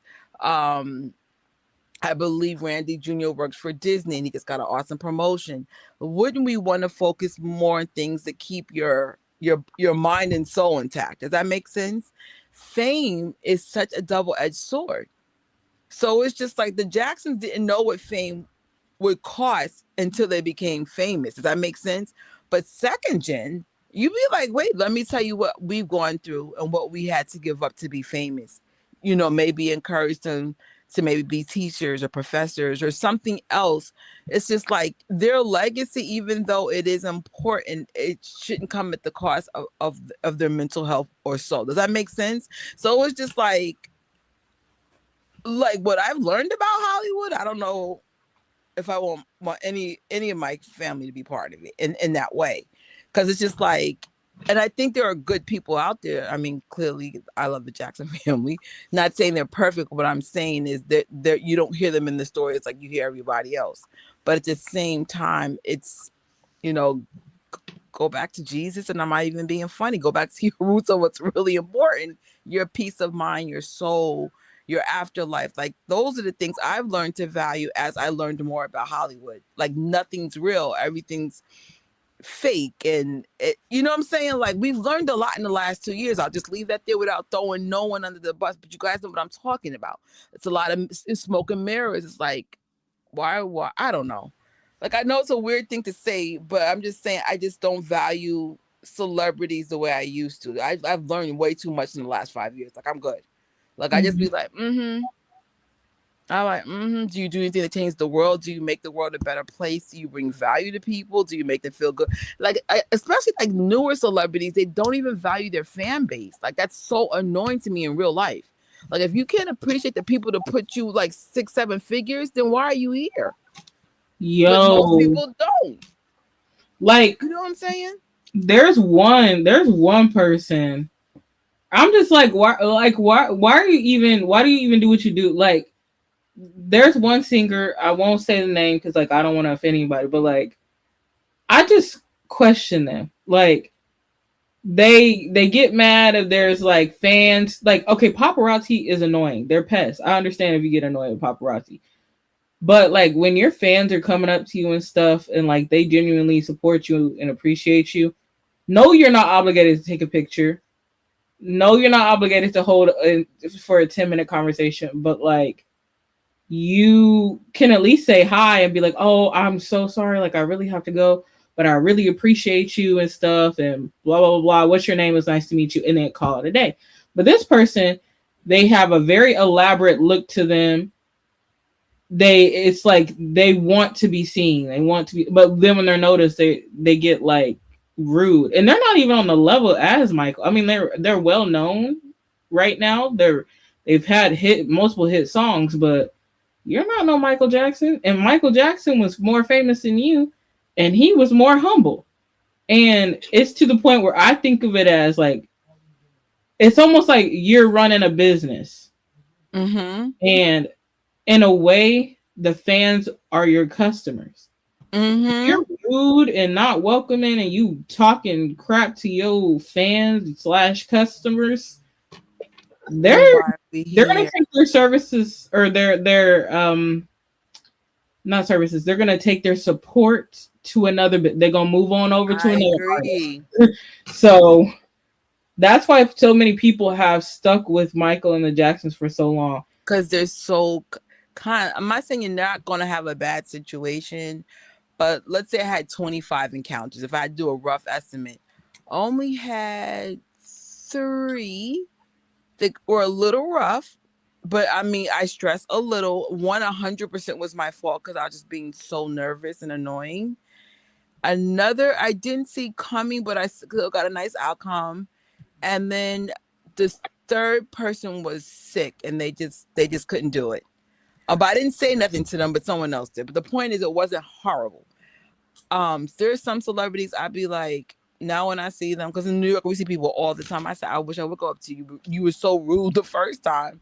Mm-hmm. And it's just like, and they'll go to places that they'll know they'll get recognized. Like, if you don't want to get recognized, go shop on the Upper East Side. Ain't no really foot traffic there, but no, they'll go to places like 42nd. You're going to get recognized, which means, why are you here? Like, well, like, make it make sense. You don't have to be in these areas. This is a great point. I didn't see him as a manager. I saw him more as a banker. His treatment, love for his kids, and Michael later was transactional. And I think that was the issue. I 100% agree, because it's like, remember the part where he did Motown? He was like, my money maker, my money maker. I'm like, sorry, that was what? Or when his hair got burnt and he's like, oh, when come I get on the stage? What? No, I'm gonna be honest, those were parts where I was like, unless it was stories that I never heard before, I kind of felt like they embellished that a bit for the movie to kind of keep the storyline and narrative going, to like keep the audience like remember, okay, like this is the storyline and stuff.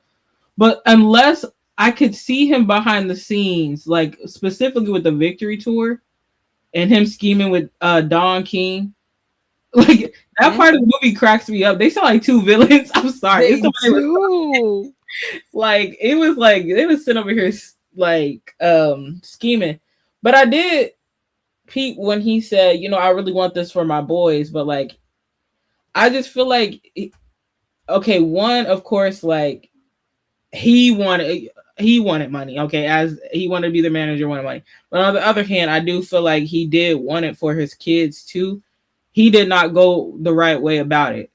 Like he's sitting there, Michael's like Catherine's like, your son just got out the ICU. Like he can't do this. You planned this tour without him. Mm-hmm. And then pretty much made him do it. He didn't want to do it. Right. It's for your brothers. Guilt tripped him. So it's like, and I feel like there was always this manipulations or force tactics, and Michael's like, I'm not here for this. I think so. I always wish Michael never left the family, but if Joe was even a 10th of this, I can see why he left. It's too much. I'm a grown man and you're still talking. Listen, this I could say, this is the main reason why I left my mom. My mom does believe in spanking, and she wasn't Joe Jackson strict, but she was like whatever. And I'm like, she said, as long as you're under my roof. I'm like, if this is what we're doing, I'm out. Like, I can't do it Yeah. because I'm an adult and you're still talking to me like I'm a 5-year-old. So I was just like, if I love and respect you enough to leave. Because I was like, once you have visions of hurting parents, you have to go. So it's like, Oh Lord. and my mom's nowhere close to Joe Jackson, but she is big on respect. She's from an era like, parent comes in, respect. And I give my mom that respect and I understand what she was saying. But when you're young, 20-something-year-old, you're like, nah, we ain't doing this. I gotta go. Mm-hmm. And imagine Joe like threatening to still beat him. I'm like, bro, he's grown. What are we talking about? So I'm like, and like I said, this is not alleged. There are sources that are letting us know that Joe got off really good in this movie, and I'll leave that there. I'm like, no, this is not alleged. There's sources backing up that he got off easy in this movie. And maybe we'll see the flip side or the other layers in part 2, because if they want to take it like around 2000, if they want to take it there, which I don't think they will take it there with certain things, let's just say Michael was looking for Joe's support. And I'm gonna leave it at that. No, well, also they said Joe has gotten softer in the older years. Like the grandkids have completely different perspectives from the actual kids, which makes sense. Joe softens up. He's not as harsh. And I think Joe realized because he was so harsh, he lost everything. Remember, Michael and Janet fired him. Like he was just too tough. He doesn't listen to people. It was like, I think Joe gets credit for having the vision of getting the Jacksons out of Gary into Hollywood. However, I think Joe's motivation was like, I don't want to be in the still mines anymore. So I don't want to do this type of work. I know my family and I have the vision and talent to get out of here. And that's good, but it's just like, was it American Dream? And you saw how lonely Catherine was once they got to Hollywood. And it's just like they had a more filling life in Gary. So it's like, yeah, the struggle was much tougher, but you had a much better family dynamic when you were in Gary, Indiana. Once you get to LA, it's completely different, or California, it's completely different. So that's why I was just like, don't be so quick to chase things and you may not know what it costs. For me, a stronger family dynamic is way more valuable than a big old house. I mean, maybe because I still live in a little house in Gary, like my version in New York, but I still appreciate my family dynamic. You know what I'm saying? It was like, no, your family really is something to be treasured. And sometimes when you get more of something, you lose something else. So it's just, and plus the Jackson men are fine. Like that's one thing about them brothers. They're very attractive men. So whether they stayed in Gary or Cali, I get it. There's going to be some trouble, especially Jackie Jackson with the 12-pack abs there. But it's weird. It's just like, yeah, I'm so proud of them, but I think it came at a cost that none of us will ever understand. It cost a lot. It cost them Michael. It cost them probably mental health. Like they can't walk anywhere. They can't enjoy their life. Like Michael literally became a prisoner of fame. How do you become a prisoner of fame? It's mind blowing. But you can never go anywhere. That can't be good for your psyche. Like, Janet goes through that sometimes. Let Janet come to New York City, all hell breaks loose. Literally. Everyone's like, Janet. That's a lot. So I don't know. I don't know. So here's some of the things that I resonated with the movie, because even though it wasn't the biopic that we were promised, I said it. It worked out really well. It showed Michael's humble beginnings from his journey from Gary all the way into superstardom. It humanized him beyond the headlines. And I think this is what we all wanted. Remember, we were like, we want, because we know Michael because we've read research, we got our books, we've heard stories. There's a whole book of all of Michael's humanitarian acts, or not all, some of them. But the point is, we knew it, but the public didn't. And I mean, those were little small windows of Michael's humanity. It was awesome how the movie knew where to throw that in. It showed it, but it didn't like overdo it, if that makes any sense. It also highlighted the pressure and loneliness that comes with that kind of fame. Like, that's total isolation. It Mhm. showed how deeply loyal Michael was to his family despite challenges and sacrifices. So even though he knew he didn't have to stay with his brothers, he stayed longer than he wanted to. And that was a huge sacrifice. Yeah. Spotlighted his compassion, his charity work, and dedication to helping children and people in need. It captured the genuine love Michael had for his fans, aka his extended family, and showed Michael as a visionary businessman, not just an entertainer, which, unfortunately was part of his downfall because he got too powerful. It demonstrated his perfectionism and unmatched work ethic, which also became a downfall too. Like, he just didn't know when to stop trying to be perfect. No one's perfect but God. But Michael, I love about TikTok, people were showing pictures of Michael from like his teenage years, and I never realized that Michael really created Michael Jackson, the superstar. Because Yeah. I'm like, oh, he put in work. I mean, real work.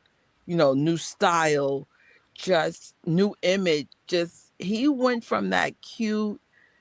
I would say he went from the cute kid to the awkward teenager to that fine man that everyone's like, Michael. Like, that was a real transformation. Even like his clothes, it went from plaid, shirts to white sneakers and jeans. Nothing wrong with that, but to customize outfits. Like, Mhm.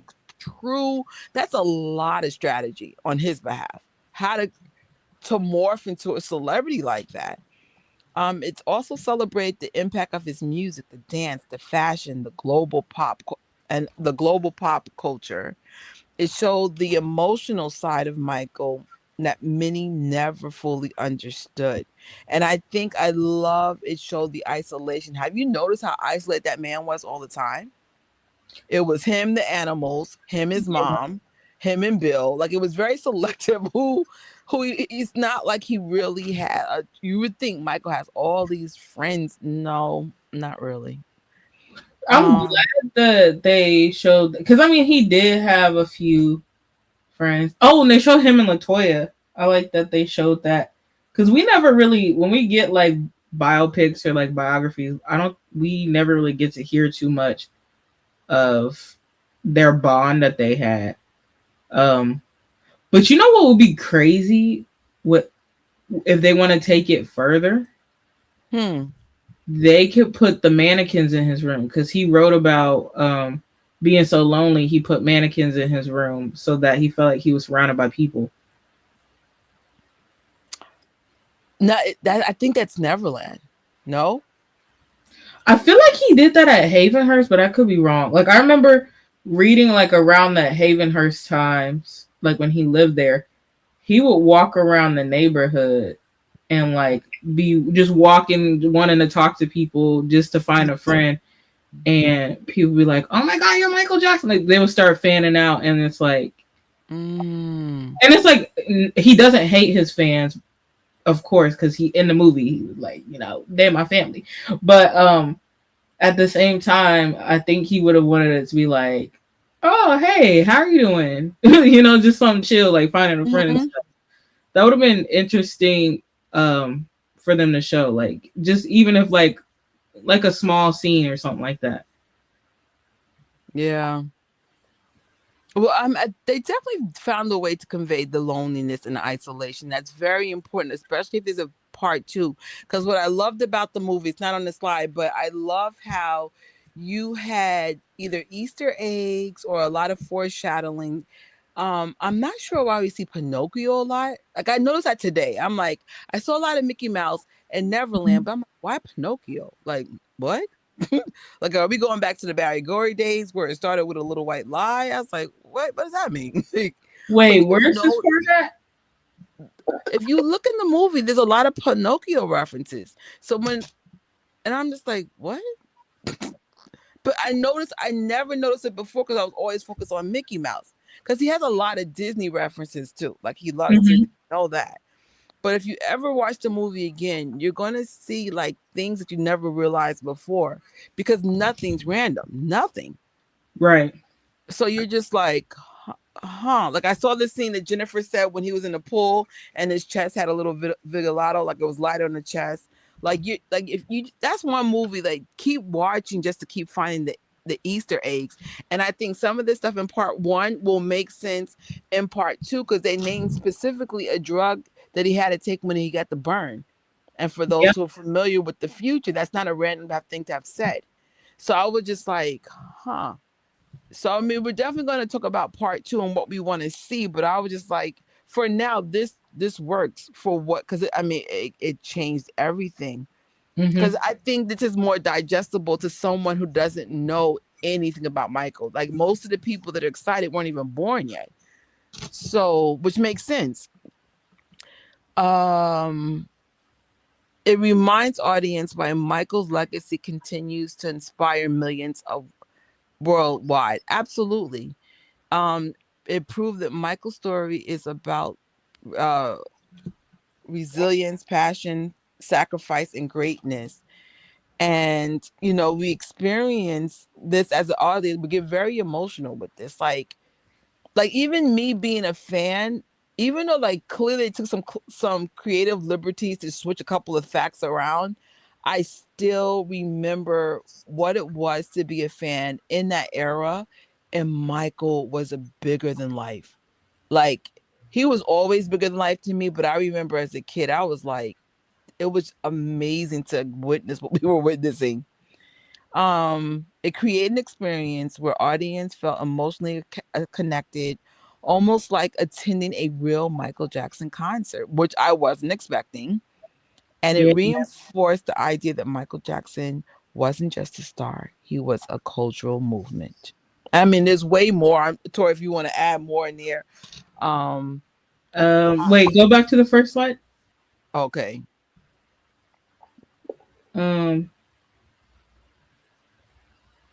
I would just say overall, like, I like what the movie is doing. I think because, like, even with my mom coming back, like, she is deeply Christian. She don't even like me wearing Thriller shirts around the house. But but two people like that she'll say, like two celebrities that she'll say like she's sad about them going is Whitney Houston and Michael. And so she already had like some like sort of compassion for it. But like after the movie, she like the way she was talking about it was like I felt like she saw even more of him, like oh, he was so alone, and I forgot what else she said. Like the burn scene, I think they didn't realize how bad that was. And then she even pointed out, she was like, do you think he got codependent from those, or he got addicted to the medication? Don't you think? I think she just kind of like had brought it up. And I was like, that's why like in the burn scene, I think they're foreshadowing what part 2 is going to have. I explained it to her, like, he didn't want to take those. That family grew up not taking medicine, or at least I think it was like him and LaToya. Like they didn't want to take medicine. I think LaToya told a story one time where she had like period cramps. And she took some over the counter, probably like equivalent to ibuprofen or Advil or something like that. I don't know. And he literally thought LaToya was gonna get sick or something. Like he started getting dramatic about it. But like I kind of just broke it down to her. I'm like, yeah, like after that burn incident, like it just got, harder for him, harder than what it already was for him to pave his own way. And then on top of that, you're still trying to pave your own way, and then you got all these obstacles. So I'm just seeing like I heard somebody went to go see the movie with someone else, the person that they went with was like, yo, I feel like I've been lied to my whole life about him. I was like, wait, what do you mean? They were like, well, like it was just painted like he was just this bad person.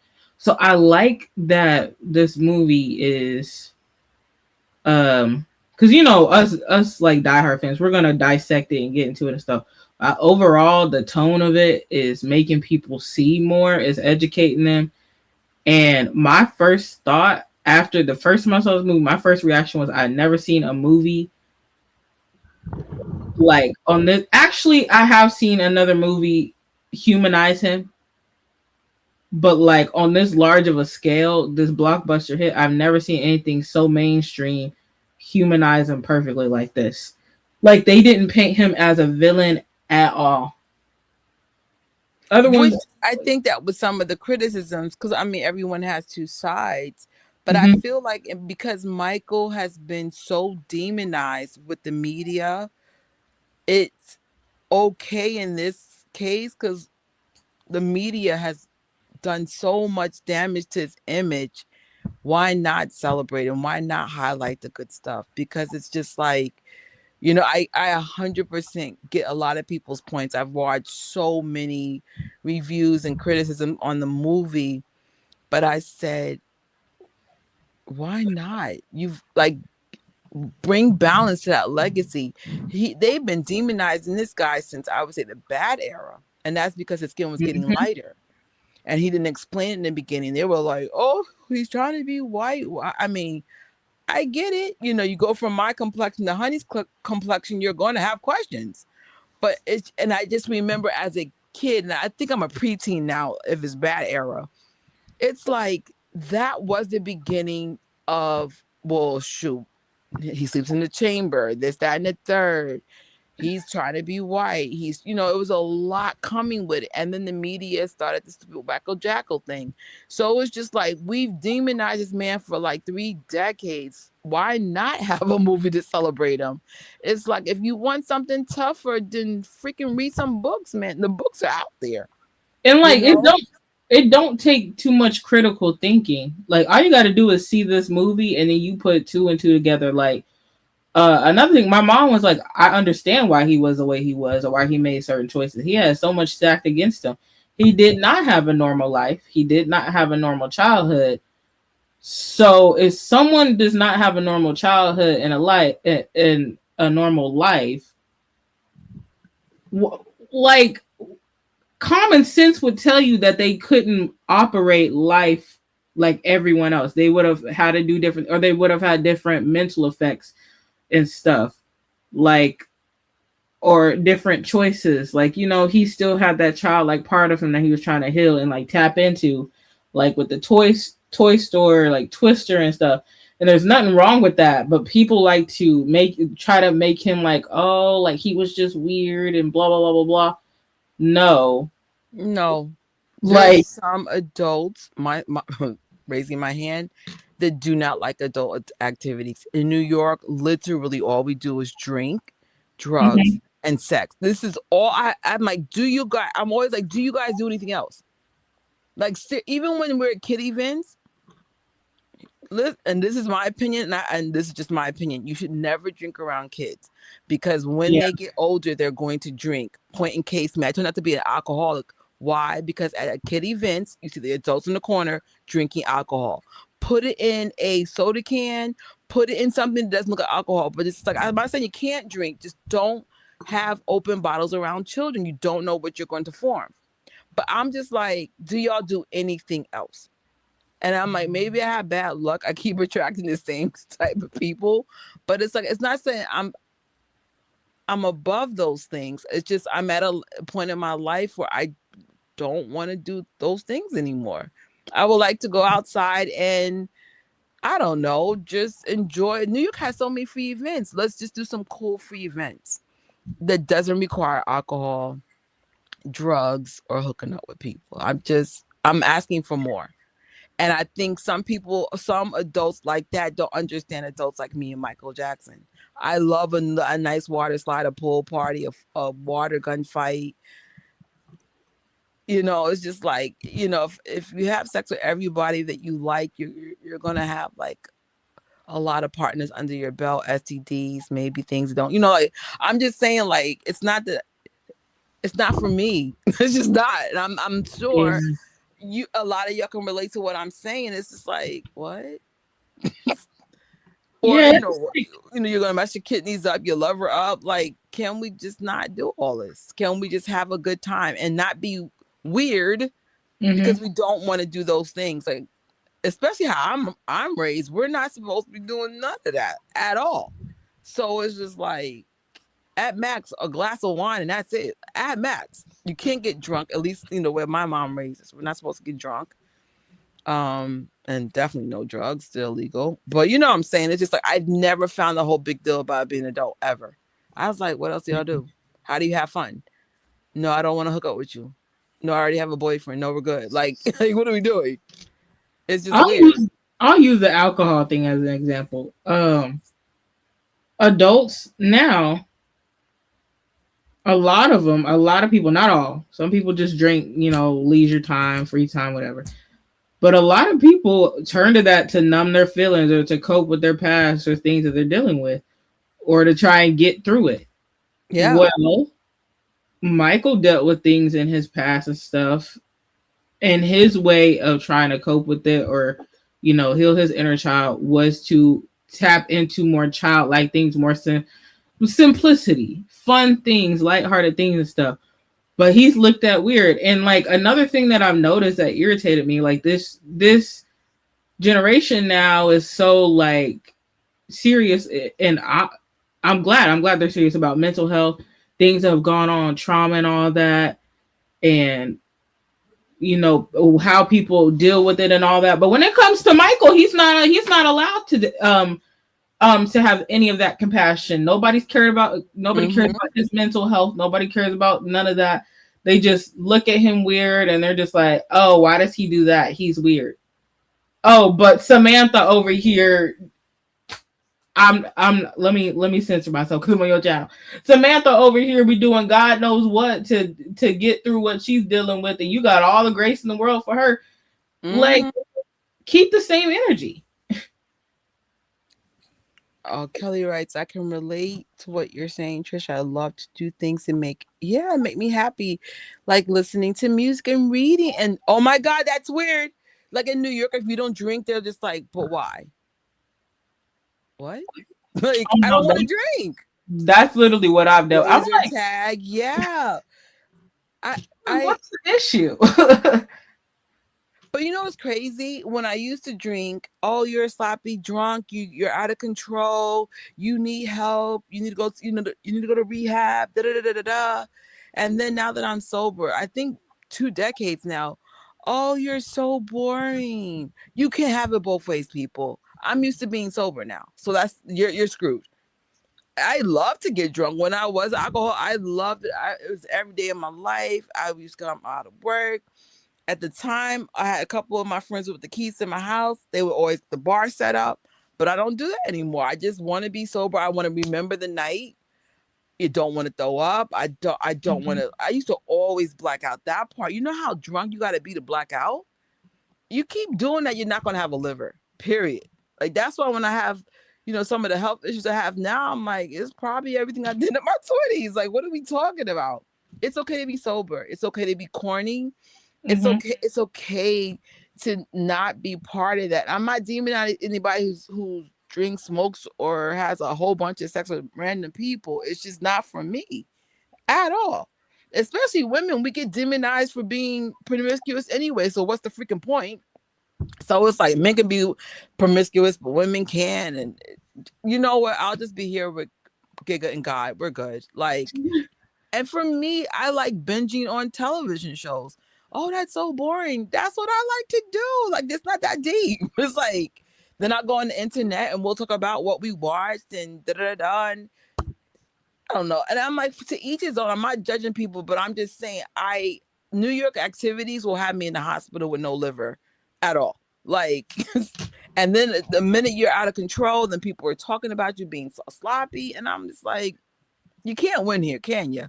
Like, but Michael got demonized the most, like you said, because it was just like, he really tapped into that. But in my opinion, that's true joy. Like true joy is just doing things that make you happy, that are childlike. Like I would say my number one is a good video game. Oh, a good video game, I'm good for life. That to me is better than going to a club. I wish I was kidding, but I'll do a video game over a club any day.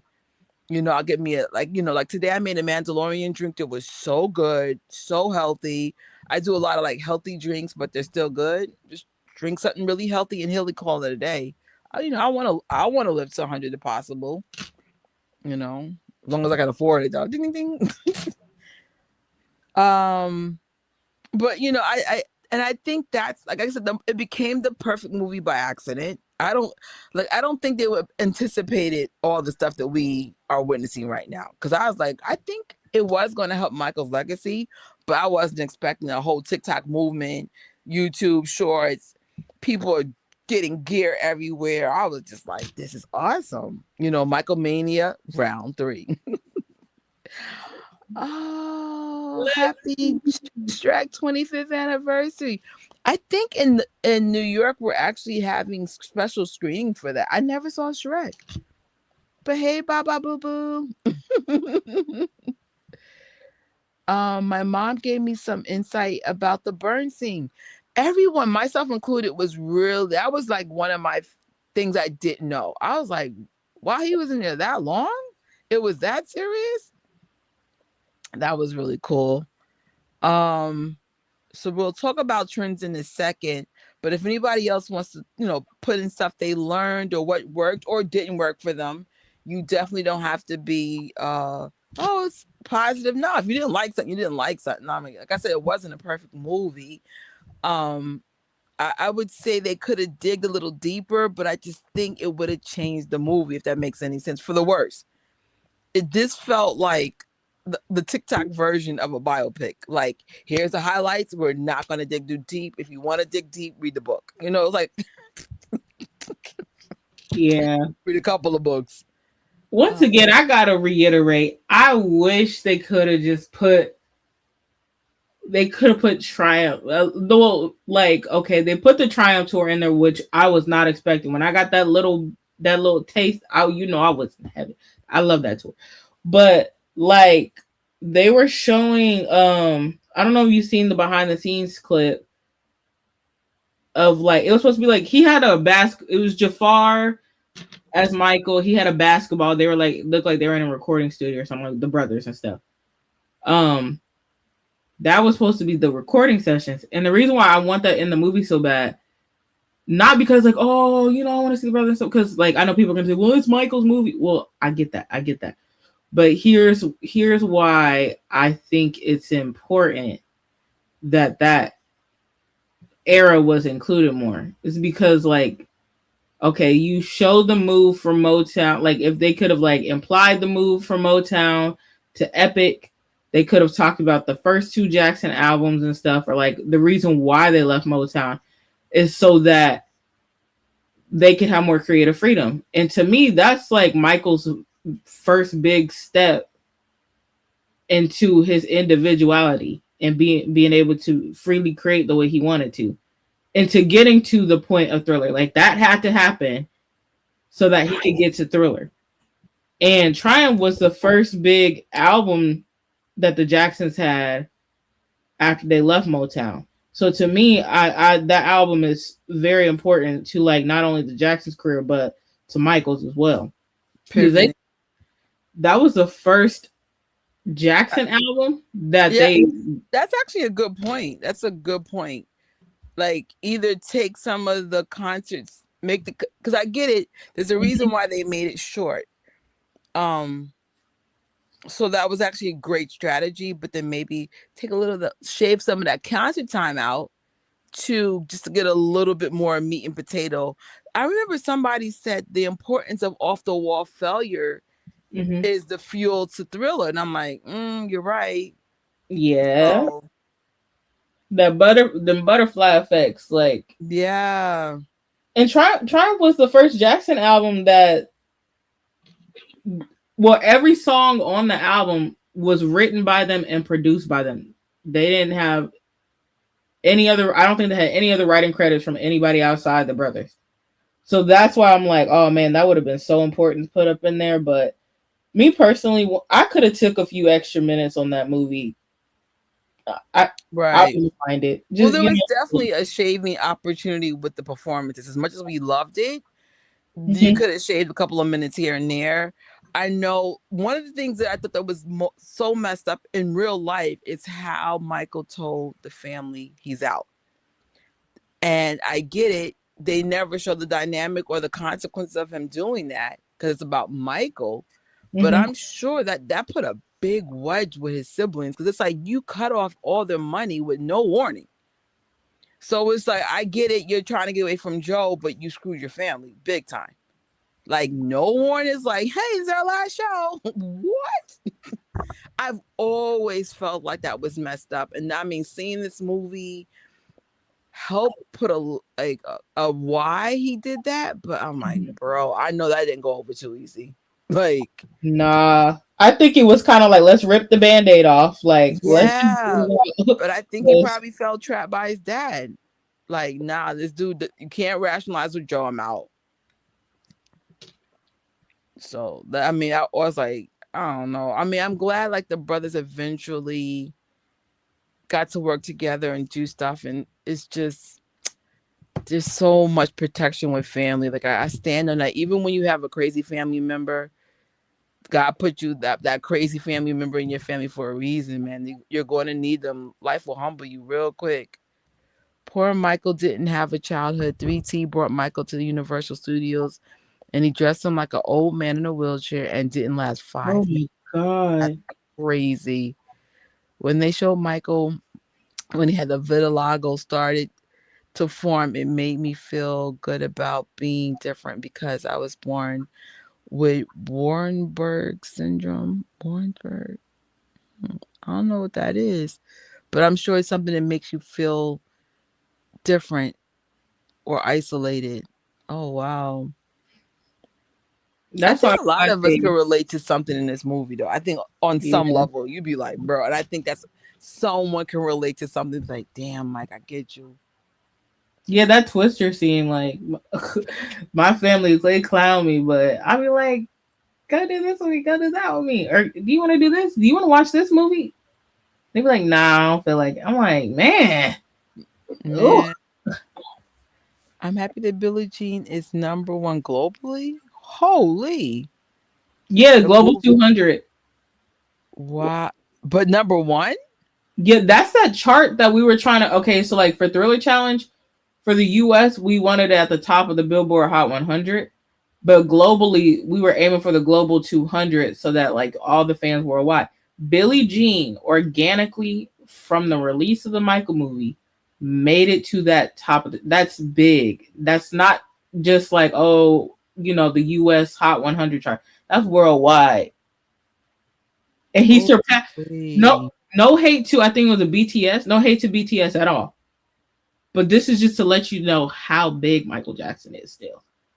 BTS is huge. Their fans Mm-hmm. can play. Mm-hmm. My cousin loves them. And What I'm up, shocked. Cassie? I thought it was gonna be because Billie Jean didn't seem like a like they did have the montage and like the Motown 25, but to me, I would have thought Bad or like Working Day and Night, like or Human Nature would have got up there.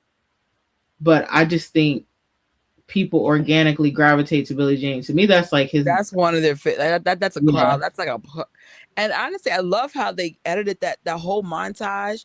Like he was trying to get this guy to play Billie Jean on MTV. Then Mhm.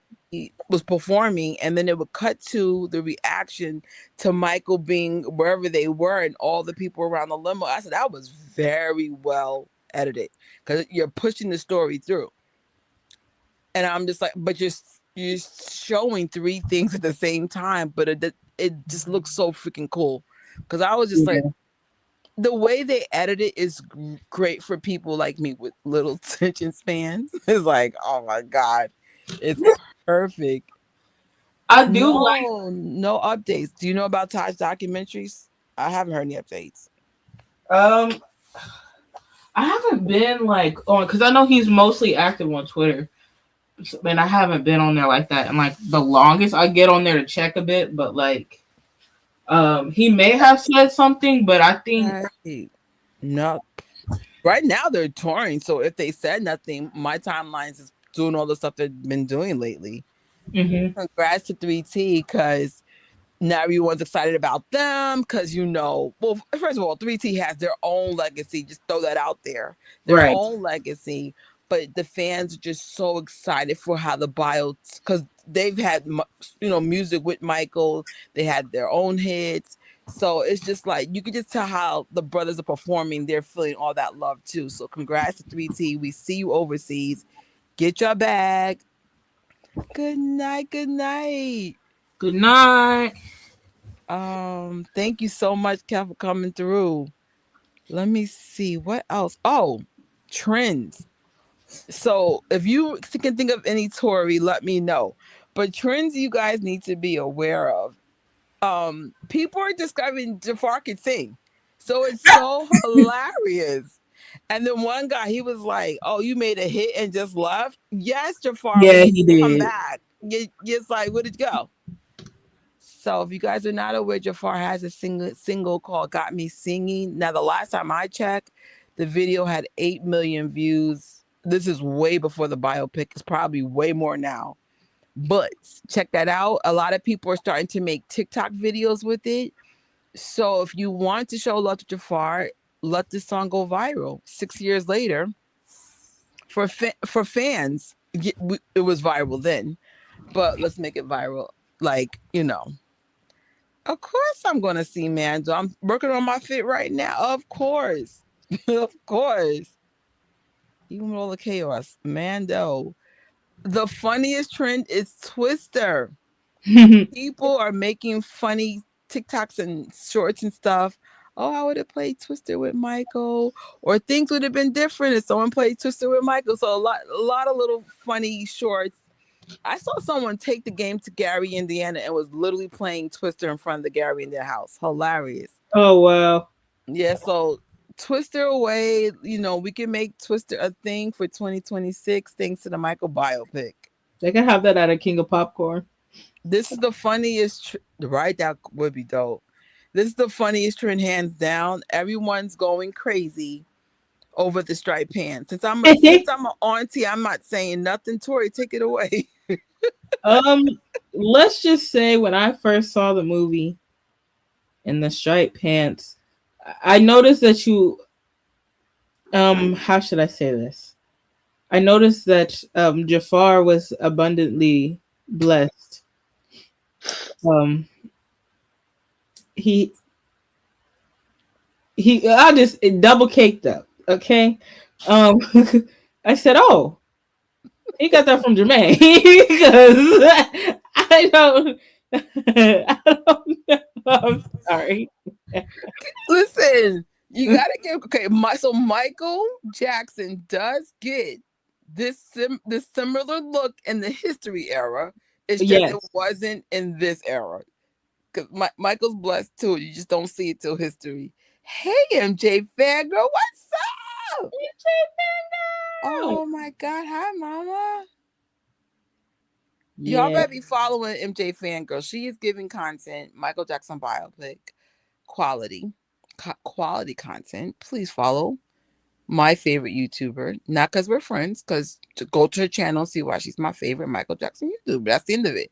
MJ fangirl. The name alone should tell you if you're not following, you need to be following because you're going to Okay. get Michael Jackson content, quality content. Um.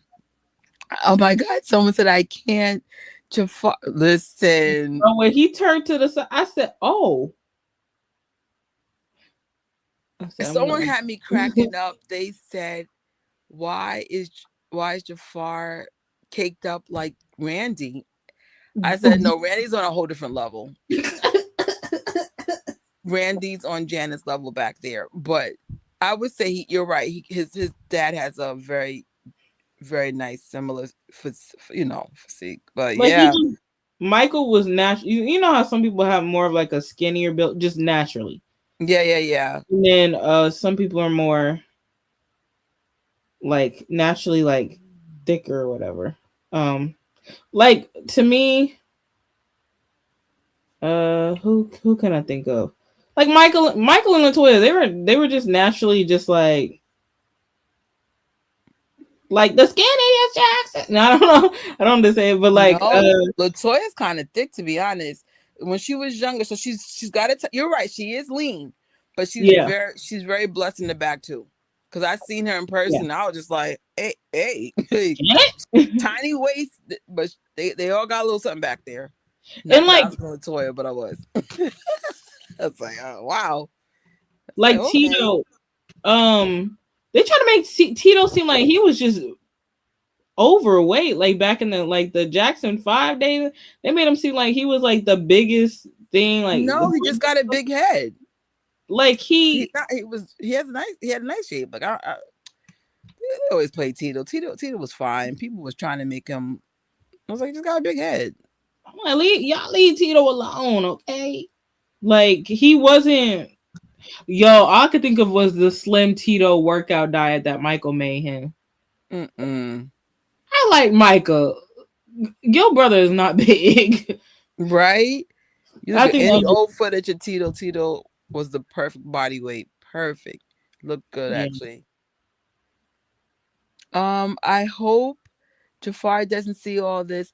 I'm sure Jafar is loving this. Like, especially on TikTok, when I say everyone's going nuts over Jafar, actually another trend is, are you a got me singing holic? Make it make sense. And then you see everyone doing the dance steps in the video. And this is a great opportunity. As much as we love him as Michael Jackson, please let him be Jafar Jackson. I said this months ago. Right. I'm going to say this again. Jafar is a very blessed person. He has multiple talents.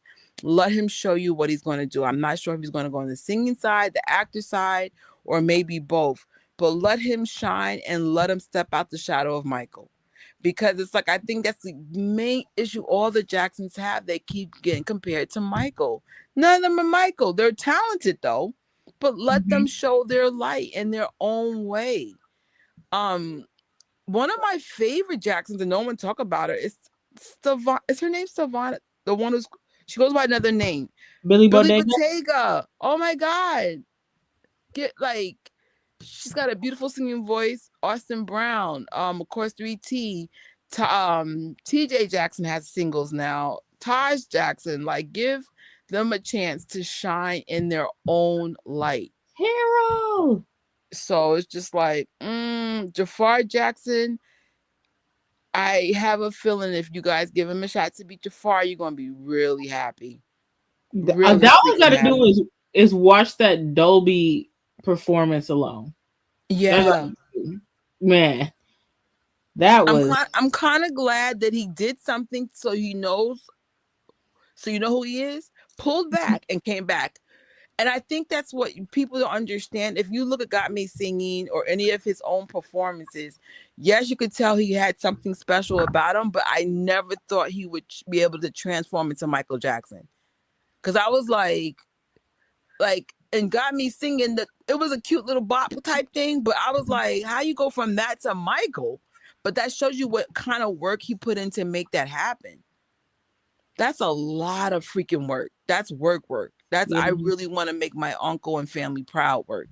And he did that and more. Because I'm like, every time he talks, I'm like, Michael? And people are trying to call it when he first got the role, they were trying to call it nepotism. I'm like, the fact that a lot of people didn't know who he was from the jump, the general public didn't really know who Jafar was. That means that if he's not at the time, if he was not a well-known second gen, that alone tells you that it wasn't nepotism and there was something about him that got him that role. And then he naturally has Michael's mannerisms or the voice cadence or singing and speaking tones and stuff. But the work that I saw him, when I saw him do, it looked like he was practicing the man in the mirror spin. and he did that perfect. I said, "Oh my gosh!" Like the behind the scenes stuff, the exercise and stuff. I think he said he would dance until his feet was bleeding. That's some Michael level, right? That's Michael level work ethic right there. I So love his Michael worth ethic. Just make sure you found the balance. Don't try to be perfect. Just find the balance. Find the balance of your uncle, what your dad has shared with you, and who you are. Because as much as we love Michael, it came at a price no human should have ever had to pay, ever. yeah, Because it's like, damn, you can't go nowhere, no privacy. Then you demonize the guy. Then he dies. Then he's a hero. Then someone gets in their feelings. And then now he's a villain. And it's just like, yo, like get it together with Michael, please. It's too much. Okay, so we're taking a small time out to show another segue, section of the New York celebration. Let me just cue up this. Now, if you guys saw it on TikTok, then you have a 2 minute and 55-second break to stretch, go to the bathroom. Otherwise than that, this is where the crowd went wild. They literally kicked this out. This is so funny. oh wow. Literally.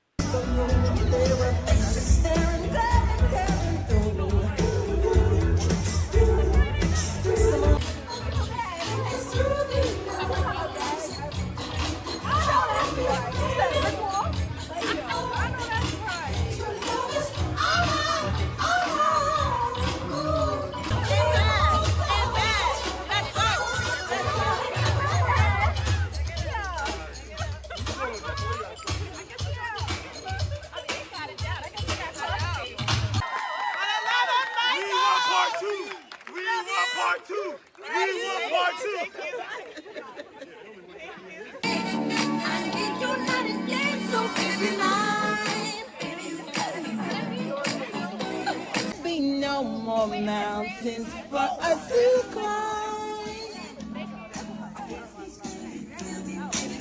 This will be a love lasting for all time.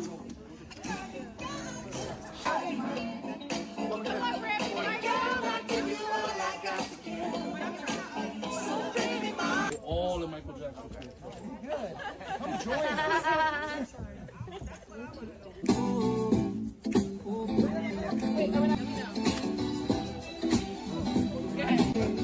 Okay, all right. Come on. My life will never be the same. There we go. You got the dance right there. You got the dance. You got the dance right there. Gotta go, y'all.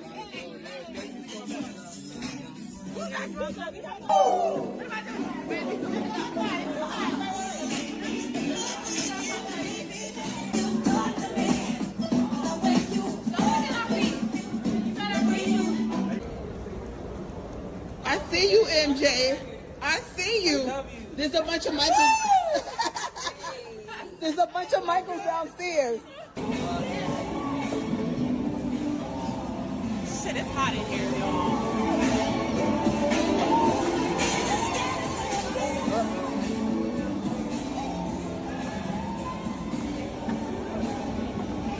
Come on, Thrillers.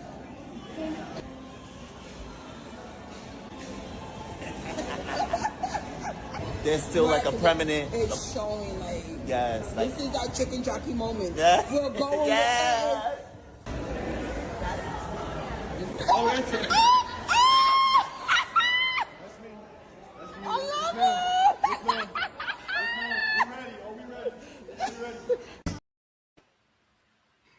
So that was our chicken jockey moment.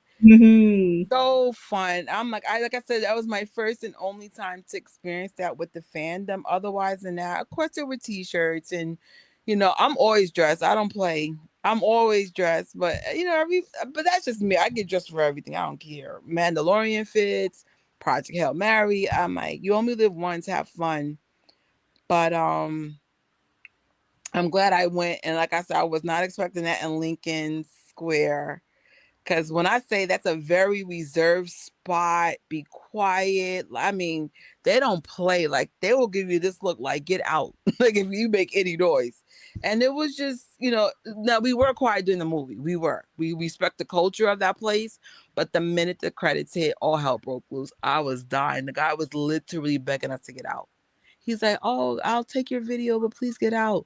And then he took the video, goes, "No, guys, no, serious, get out." But Wait, shout out to the staff. They were still polite about it. was there was there any like crowd like vocal responses like throughout the movie? Like, no, not really. No, there was like giggles and stuff, but not like today. The crowd was more vocal today, but I was also at 42nd Street. When you're at Lincoln Center or Square, you've been warned. Be on your best behavior. These are moviegoers. They take their movie experience very serious. Like, it's a thing. Like, usually this type of behavior is affiliated with Upper East Side, but this is not the East Side. This is the West Side.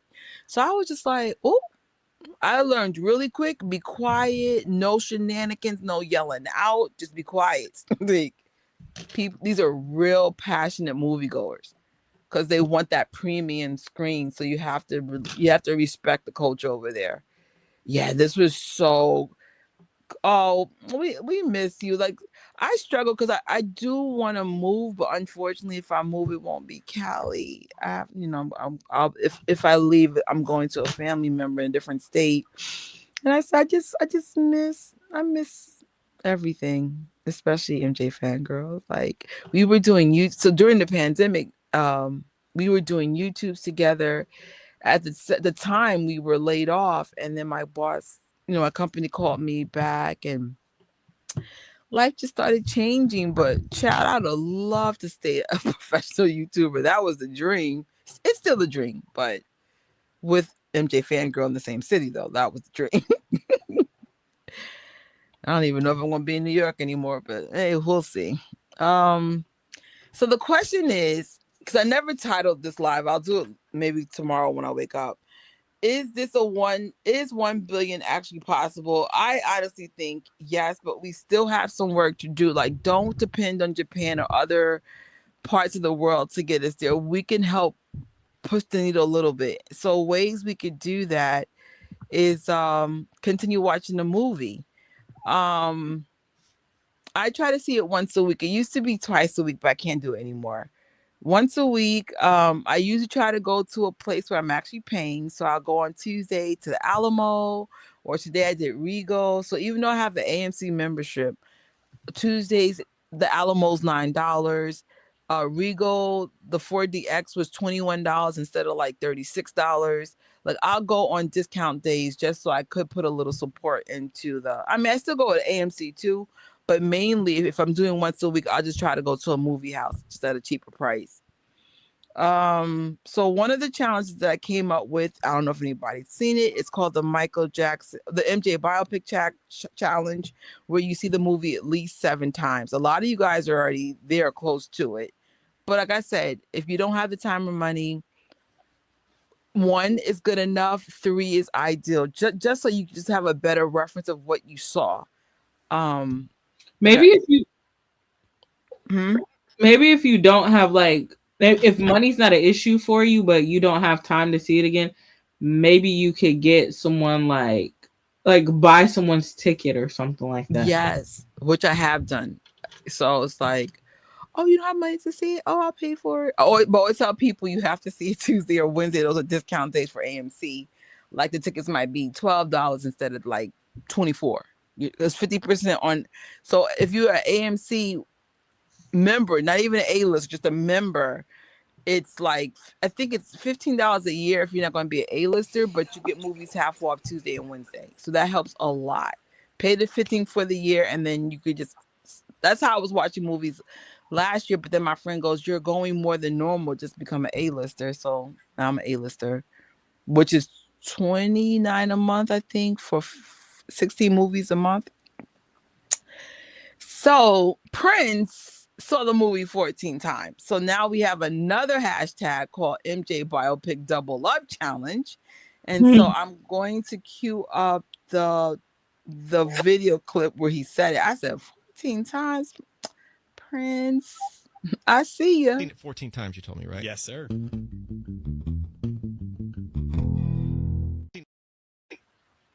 So if you want to be part of the double up challenge, you have to see it at least 14 times. This one I'm struggling with because I'm like, I'm up to 11, but I'm like, I don't have time like I used to. So how to enhance your movie experience by sporting MJ t-shirts, stylish fits, outfits, and clever references. So far, I did 8 fits for 11 movies. And no reason why it slowed down because, like I said, for those who have saw the posters, there's a reason why I'm not really posting right now. I'm dealing with family stuff, but I hope to do maybe maybe next week we'll try to. I just needed some time. But so far my favorite is the Captain EO one. That one is life. And I like the one where I represented my mom. So my mom's one is the last one, the 8th one, the one with the puffy guy. Mm-hmm. One, that's actually my mom's stuff. And 2, she really would wear that from head to toe. My mom never loved fitted t-shirts. But she likes to coordinate everything. So I said, oh, that's so my mom. Do I have a least favorite? If I had to say a least favorite, surprisingly, it's the bad one. So the dress was on sale for $10, but I didn't realize it was black mixed with green. So I'm like, green got nothing to do with bad. What the hell? I still wear it. It was only $10. But that's my least favorite fit is the actual one I wore to the premiere. But I have I have a lot of outfits. It's just right now, it's just I'm not in the mood to shoot any of it. I'm just like, I'm here, bye. So come over it. I would say 3's the magic number if time and money's an issue, but mainly time's the issue for everybody. But if you're, I'm lucky. I live and work near movie theaters, so it's just like if I have to do like a supermarket run, I'm like, oh, like the other day for this fit here, the one with the t-shirt and blazer, I went to Trader Joe's right after. There's Trader Joe's right up the block. So I said, oh, well, since I have to get food, might as well see the Michael Jackson biopic. So a lot of my movie days will be days I have to go to the supermarket. I'm like, wow, since we're in the area. But New York is designed very clever. Like you could be in and out of places super quick. It's so freaking cool. So I started this segment called Get Ready With Me. You guys really seem to like those. So I'm not sure if I'm going to keep it because it does take a lot of work. Maybe I'll put it under a paid tier in the future. Because like sometimes it makes me late to work and then I lose money behind that because you don't get paid if you're not there. But it's something for me to think about. I was like, y'all seem to like to get ready to me more than the actual movie fits. I'm like, what? Okay. It's a lot more work though. It's like, dang. And if you watch the Michael Jackson biopic multiple times in various formats, which format did you like the most? Tori, you first. Well, I know there's more formats, but from the ones I've seen, IMAX. Yeah. I agree. I wish I saw it in IMAX again when I got back home. Because I saw it in Screen X again. Because like I said in the other live, I tried Screen X, AMC in LA, and then I wanted to try Screen X Regal in my city, and I regret doing that because the quality just wasn't it. And I went with my brother. I was like, oh yeah, see it in a different format, and I think we would have enjoyed IMAX. Oh, I bet Dolby was good. Dolby's amazing. I'm gonna say IMAX is my favorite, but Dolby's right behind it. My least favorite was 4DX. So I saw 4DX today, and there's a reason why I saw it twice. So the first time, this is the first, I think it was the second week the Michael movie was out. The line was so long that it made me late to the show. So I'm thinking I missed something important. Girl, bye. I feel like getting my $21 back because I'm like, I went today and I'm like, this is straight booty cheeks. I hate Yeah. to say it, the 4DX might be the sorry, Michael, y'all might have the worst 4DX experience I've ever experienced.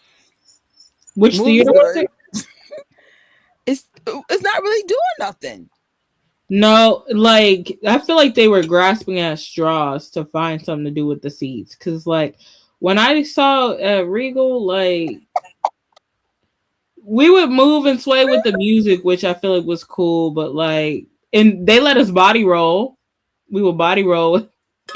And I did like the part like when he kind of stormed out of the house because Joe was pressuring him to do the Triumph tour. And he told Bill to like just drive me. They blew wind in our face and like moved us like we were in the car. Yeah. But that was Also when they had the Pepsi fire, that was actually effective. That was super effective.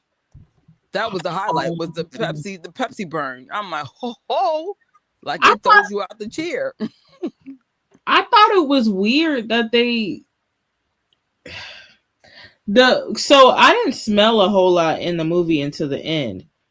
And out of all the scenes they could have picked to smell, it was the Pepsi burn. Like they put smoke in the air. I'm like, that's not it. And then in the end, I think they blew like some random perfumey, cologne-y, fragrancy smell. I don't know. But they could have put popcorn in the air. Oh, that would have been awesome. That actually might have had people want to get popcorn. Have you noticed when you smell popcorn, you want popcorn? Yes. I said that would have made sense at a movie theater. And then, what was it? Oh, the strawberry ice cream. We could have smelled that. We could have smelled, or they could have sprayed the pool water on us. I don't know, or something. No, I agree. Because you get the spray for that stupid intro. Oh, you're watching 4DX. Well, you could have sprayed me when I was in the pool. Duh. I was like, the only other one that other 4DX I wasn't crazy about, but it was better than this. Jaws. I was like, bruh. I mean, it was good, but not like, again, you're paying extra money. I think I paid like $40 to see Jaws. What are we talking about? But I'm sorry, the Michael 4DX experience. Save your money. Like, yeah. Unless you see it on a Tuesday. If you see it Tuesday and you're a Regal member, I think the Regal membership is free. At least the one I got. Then it's $21. Then it's like paying a regular ticket. But I felt like it wasn't like Super Mario still is my favorite. I was like, dang, y'all did that. And Revenge of the Sith. Those are my top 2 4DX experiences so far. But I was just like, Michael, what did we do? There was one part we got cold out of nowhere. But I think I was like, it's freezing. I was so pissed today. I was like, I paid because I forgot. So I got there late, not my fault. And then I went to the bathroom for like 10, 15 minutes. So I'm thinking I missed some big stuff, like maybe 20 minutes of 30 minutes you missed. And I'm like, oh, I'll just pay for it again. And then when I saw it today, I was like, oh, now I'm aggravated. I'm aggravated because I missed nothing. I just wasted $21. It's all right. It's Michael. If I'm going to waste money, it'll be on Michael. But that's my least favorite. I say all that was my least. I was like, oh, hell no. Screen X was my least favorite. Well, no. 4DX wasn't horrible. But is it worth the upcharge? In New York, that's the highest format. That's the most money you'll spend is 4DX. Now, if you didn't get a discount ticket, would you pay $40 for that? Okay, so 4DX wasn't it's not horrible. The concept of it is not horrible. It's just this movie wasn't it for it. For me, my critique with Screen X is how the theaters did it. Like the whole AMC's, the whole wall on the sides wasn't screen. like it kind of was cut off. Like I wanted to see the whole wall like in it, and not every scene has it. Yeah, I noticed that. Yeah, I did notice that. Then my freaking local Regal, it was dim. Like the screen, the screen, like the main one was cut off. Like it was weird. Like I was like, can we sneak to IMAX? Because this is not it. The concept of Screen X is cool, but it does need some it needs some work. But I'm still glad I went because I was in an empty theater, so I had a horrible seat. But I realized if you just sit in a better seat, you can experience it better. Mm-hmm. But I'm like, oh, I'm glad I picked the eat. Like it was like a matinee. It was like 6 of us there, so I was like, oh, perfect, because I clearly got the wrong seat. Yeah, you got to sit all the way in the back to get the full, like the middle back, yeah, to get the full effect. And you're right, the screens they need to work on their saturation. It's really faint compared to IMAX or even a regular screen. But I I got lucky. I got it at a discount price. It worked out. But if I would pick 4DX over Screen X if I had to pick a poison here. Yeah. Wait, try them all though. If you're going to see the movie like more than 3 times, then see it as many formats that are still available. But I've learned the hard way. If you don't see a movie in the first week, most of the formats are gone. So we're lucky they still have 4DX today. So I was like, it's fine. Go see it again. Give me my $21 back. Wait, is RPX better than IMAX? No, so RPX has a beautiful sound design. It reminds me of Dolby, but a little bit more because I feel like the seats were made with sound kind of cool. But no, IMAX is still superior. Especially like, if you do IMAX front row, no, then just go see the RPX. But if you get a good IMAX seat, then let's go to IMAX. So here's what you're saying. With AMC's Dolby and Regal IMAX, that's what I have here.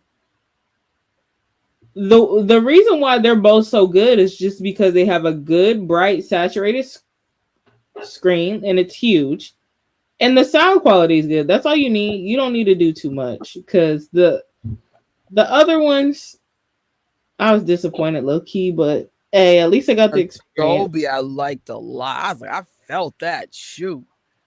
Dolby is really good. Like I would say, if you don't have IMAX, then try to go for Dolby. If you don't have Dolby, I did laser, but it didn't look. It looked all right. It didn't look like whoa. Because Dolby, it's about that sound. You're like, dang. I'm spoiled from that one. I remember the first time I saw, like the quality, it was like, boom. I was like, oh shoot. Oh, weird. I said Dolby. I felt that. It was like I saw it in Harlem. It was really good. I told my brother, I said, go see it in Dolby. Like the first time you just go see it. And that one, I think he kind of got spoiled by that too. Yeah, I've never saw a movie in so many different formats. There's 2 more formats that I'm missing, but one's only at night. Like I don't like doing anything past 9:30. I'm like, if a show's not on by 9:30, I'm out. But there's one thing called Prime at 42nd Street. I definitely want to see it, and of course, closed captions. But otherwise, I saw it in every format they offered. But I'm like, well, I still have 3 more times to match Prince's 14. Knowing Prince though, he probably saw it like another 7 times, but I don't know. If I can get to 14, we're good. I was shocked that I saw it this much. And like today, right? I thought today was going to be the last week here for me to see it. And so I was like, no, it's the last I'm going to see it on the big screen. And then I checked the schedule and they had added more dates or whatever. I said, oh shoot, I'm going next week. As long as we keep going to the theater, they'll have no choice. Just like Project Hail Mary, a lot of people slept on it because they were like, this is a new franchise only. This is a book club kind of a thing. Like, you had to be part of the book culture to get it. And it so happened that the internet blew up that movie. The internet has become the new commercial. Like, if you can get a good thing of trending, but Michael's trending way more because you guys, it's the striped pants, the got me singing holics. It's always something new every week when it comes to Jafar, in a good way though.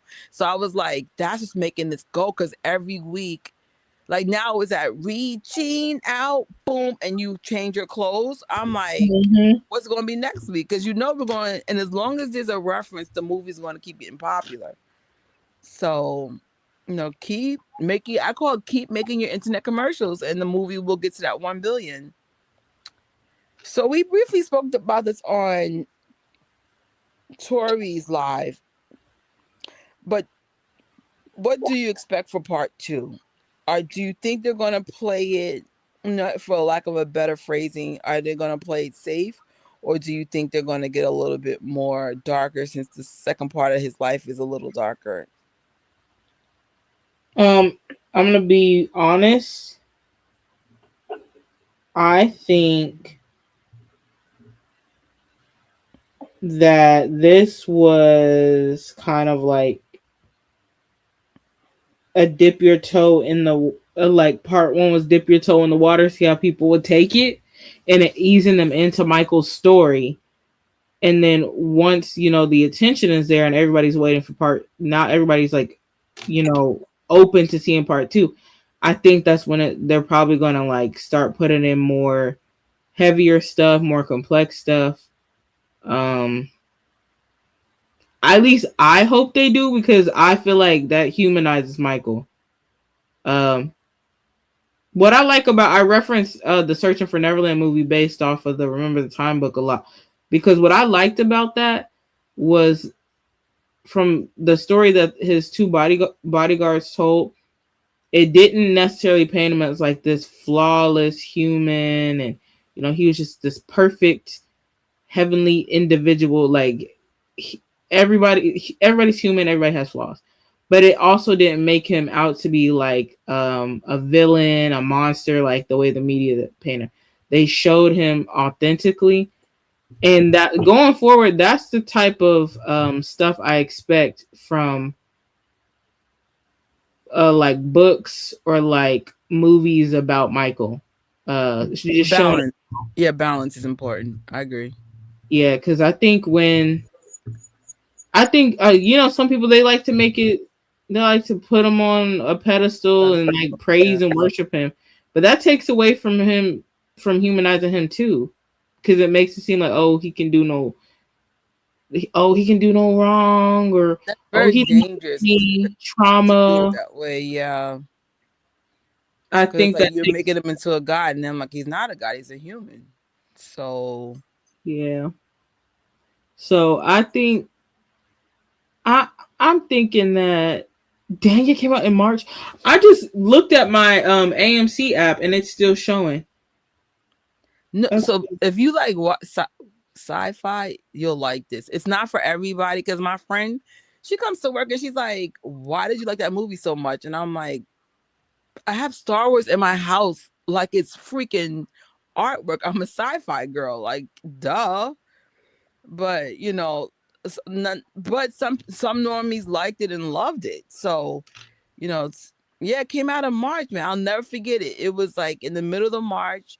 That's why I think Ryan was going to be here. Why would you be in New York in the middle of the cold? And here he was. I was like, oh no, wait a minute. Can we get one more flashback? I'm still in shock.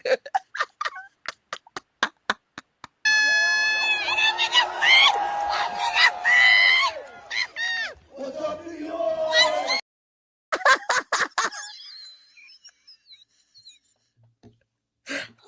No. I know he was like, why is she screaming? I'm in the front. Because I hated that seat so much. I was like, that was the best payoff ever. I was like, yes, I'm in that ride. He's very cute. Like, he is definitely Ken. I was like, damn, he's fine. I might go see it, but I don't know, like. Well, child is streaming now. It's streaming like for free. No, no, no. I don't even know who owns that. Like, I don't know. Like, I know it's from Lucasfilms, but that doesn't mean it's from Disney. It just means it was just done on Lucasfilms. I don't know who owns that movie. I'm probably just gonna buy my own copy because I'm still on trying to make this Michael thing happen, which means I don't have time to like go back and see Project Hail Mary. I was gonna do it one more time, but it's not looking good. Just buy the movie.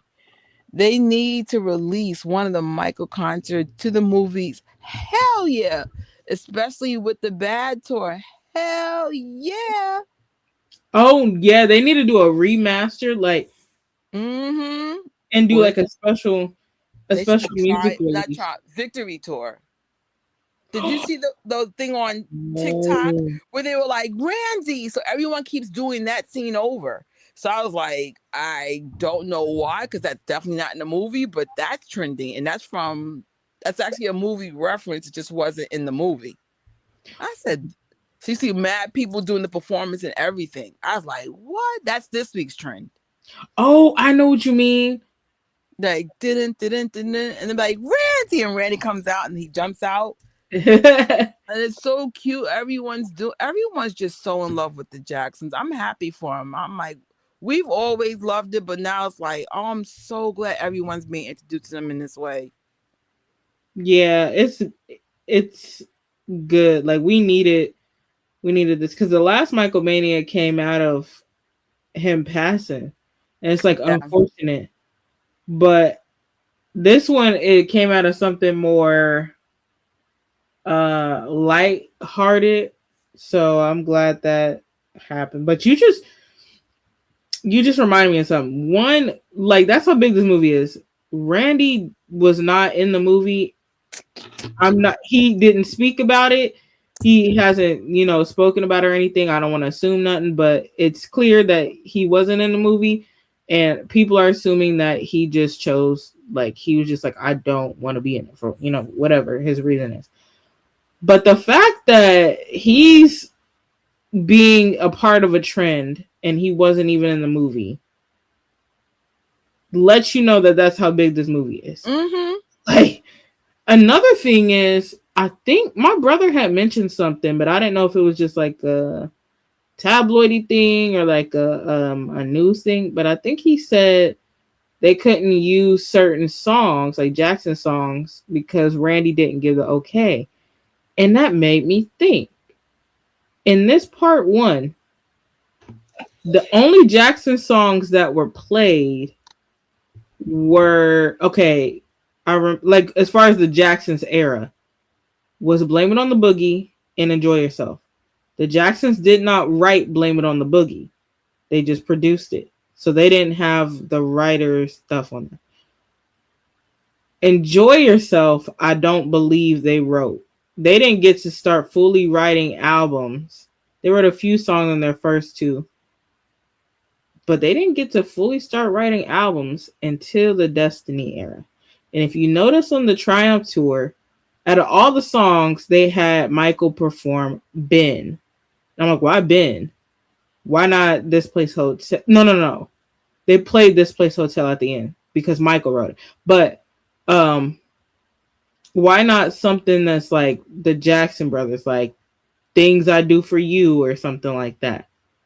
And then you notice on the Victory Tour, the three songs that they played, or the two songs that they played, Human Nature, that's Michael's song. Mm-hmm. That's Michael's song. Mm-hmm.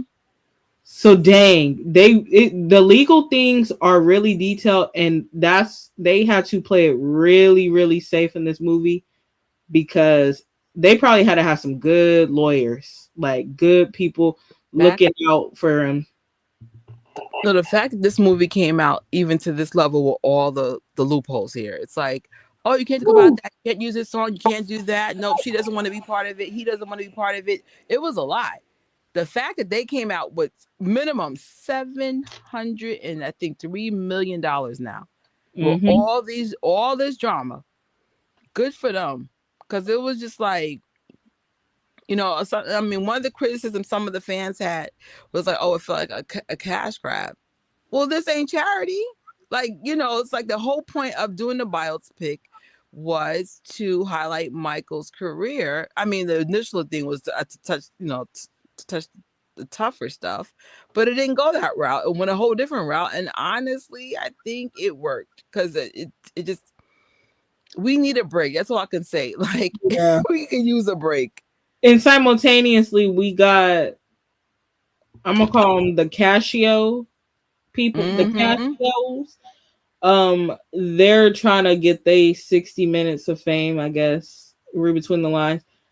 And while this movie is up, and nobody is paying them dust. No, And actually, they are, but Twitter is coming for them in ways that make me go, see, YouTube culture and TikTok culture is completely different. And I'm sure they're not ready for what's coming their way. It's like, good luck. No, TikTok is eating them up. Big time. They're Big eating time. them up. Like they're literally just like clowning them. Like it's like, bruh. Like whoever that one was, they didn't like the theatrics was so over the top. They couldn't even do fake crocodile tears. Like it was just dry. Clowning this dude. I was like, wait a minute. Try it if you want to. Who is this? TikTokers are different. I said, I do not want to be on their bad side. It's like, oh, wait a minute. What time do you go to work, Trish?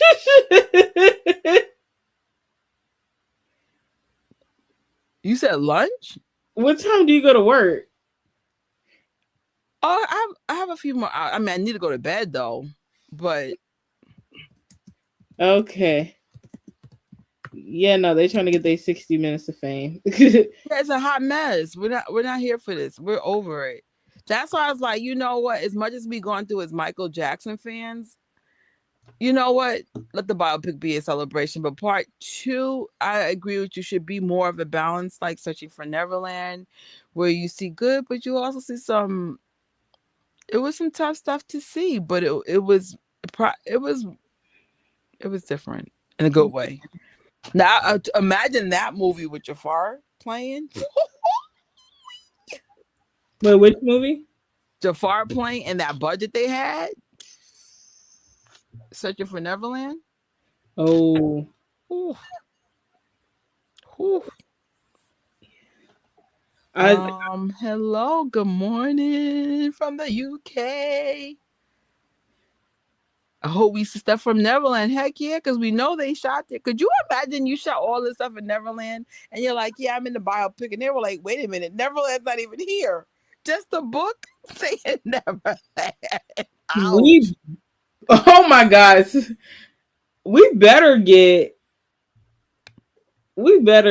like I'm talking about decked out. Like they redid that whole land, getting like the rides and stuff there. Like we better be getting some. I know they haven't come out with themselves, but we can just assume. Like I know they can't talk about the we need a name for that first family, because we got Casio, we got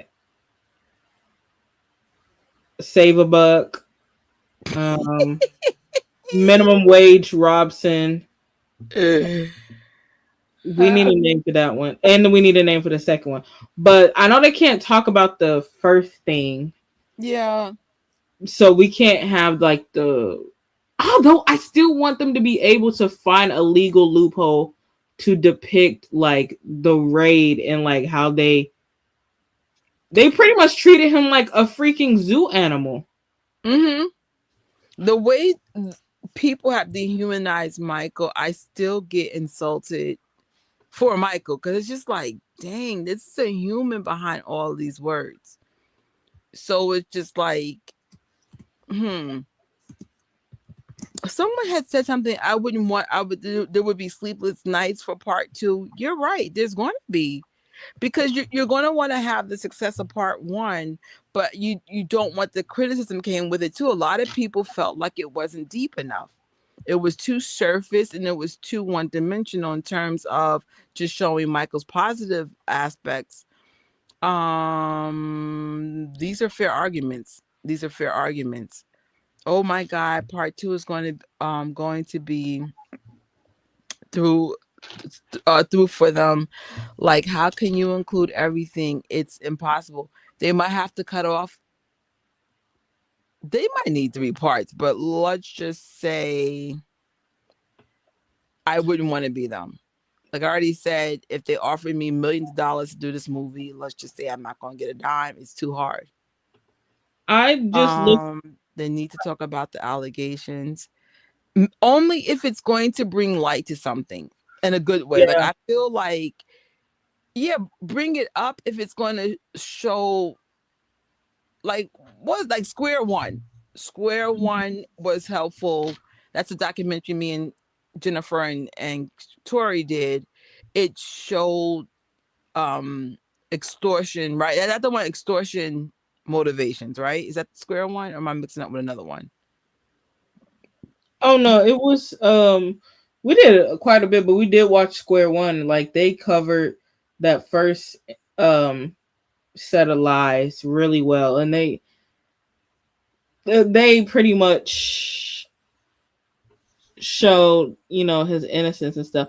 I would like, because I mean, part one in the earlier half of his life, I feel like the most that people were talking about was like, oh, like, you know, his nose and da da da da, like the surgeries and stuff.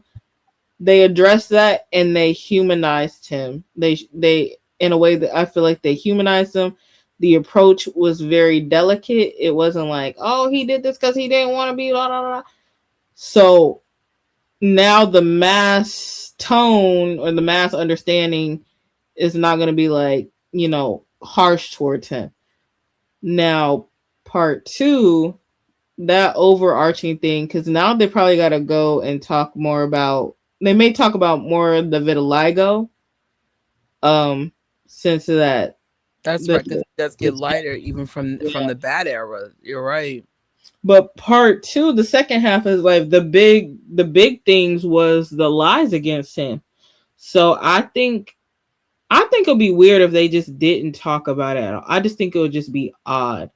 Like, I think in a way, I know there's legal things and they don't want to get in trouble, but I think in whatever way they can possible, even if it's just a little bit, they should talk about it, and they should talk about his innocence, just to kind of, you know, the world. Listen, I agree. It's gonna be hard. Like, because it's like, of course, you want that excitement, you want people dancing, but I'm like, they'll figure it out. Maybe it'll be part two of celebrating him, or it might be like, now we gotta talk about something of more. Not saying they didn't talk nothing of substance, but they touched on everything. But they touched on it brilliantly. To be honest, it wasn't. It was well done. It was just like, okay. And I noticed, like, for example, like, remember he had the big nose job, and then his father was like, that's where my sinus is. But if you look later down the movie, you'll just see tape across the nose, which indicates he did get another nose job, or he did something, but they didn't quite get into it. He was always putting makeup on. Either it was to hide the vitiligo, or it's just showing his perfectionism. Like, he always wanted to look good. I thought he looked so good when he got burnt. That's why I thought the burnt wasn't that serious. Because if you see the real picture, it looked like it was serious, but not serious. Because Michael looked so good. He looked like, all right, make sure I look good. He looked great. So I wasn't thinking it was serious. It was serious. That's another reason why, like, he should not have had to do that victory tour, because he was still in fresh pain from the burn and being in the hospital, doing the commercial for the promoting company that was doing that tour. Yeah. So, it was serious. Like, I told my mom, I was like, you realize until that man passed, he had scalp pain for the rest of his life. I Like, honestly had no idea, and I'm so glad they actually simmered in there a little late because everything was like here, couple of minutes. They actually stayed there, and mhm. there's Easter eggs in there that will probably or foreshadowing in there that will probably pay off in part two. I feel like that's like what, if you were going to stay on something that made sense because a lot of people blame the downfall of Michael's some of his shortcomings come from that accident. So that was really smart that if you're going to stay still a little bit, that's where you stay still. A lot of people blame, the having trouble to sleeping and the painkillers and, the stuff like that based on this situation. And then, of course, unfortunately, poor Joe, he gets blamed again. But, if you respect his boundaries, all I can say for future generation Jacksons, keep protecting your legacy and family, but you might have to set boundaries with people. That's for anybody, like I love my family, but sometimes they have you do stuff that that's not going to help them in the end. So it's just like love each other, protect each other, Jacksons. But you also have some people that you might have to put a boundaries, but don't break your connection. Like someone had said earlier, we need to pray over Jafar. I agree. There's Yeah. already like a handful of people I'm peeping from afar, like, yeah, they circling him like he's Michael. And does that mean he's gonna get that same Michael drama? Like, yes, he's very talented. Oh, Yes, they're he's very. already trying to pull out things and say stuff and theories Mm, and stuff. Like, I think that's why I'm glad he stayed quiet in preparation for this movie, and he stayed off of social media because there's probably time that he took to prepare and probably got kind of maybe mentored by somebody or like multiple different maybe people in the family told him like, hey, this might be what comes with this role that you have now, or um maybe somebody else had told him like, you have to get ready for this, like the crowds, the naysayers, the people that might try and bring up random stuff, try and throw dirt on you and stuff like that. he's definitely protection because he's very talented. I'm like, once I saw what he did on the screen, I said, "There's no way this is your first acting gig. You crushed it. Yeah. You crushed it in such a way." And that's one thing he does have a like about Michael. Michael was always able to pick up on things quickly. It's like even if Michael couldn't do something like tap dancing, he would learn and then he would pick it up kind of fast. So you just be like, wait, what? Like you could tap dance? But it looks like Jafar is figuring out who he is. But protect your peace, protect your family, protect your mental health. Don't let nobody come between you and your girl. Get close with God, stay close to God. Don't let none of this get to your head. And keep doing your thing. We loved you. Oh my God, when was that first Jafar stuff? Like 2-3 years ago? And I mean, you could tell by the views how much everyone loved Jafar. Like those were like some of my best videos with Jafar Jackson ones. Like the ones who know who he is know even more now on a bigger scale. Cause I was like, yo, I'll never forget the chat was so overwhelming. I was like, I'm sorry, I'm going. It was nothing I've never experienced. It was just constantly people talking. Jafar, Jafar, Jafar, Jafar. I was like, what? Yeah. That was our inkling right there. Like, Yeah. And this is way before the movie came out. I was like, what?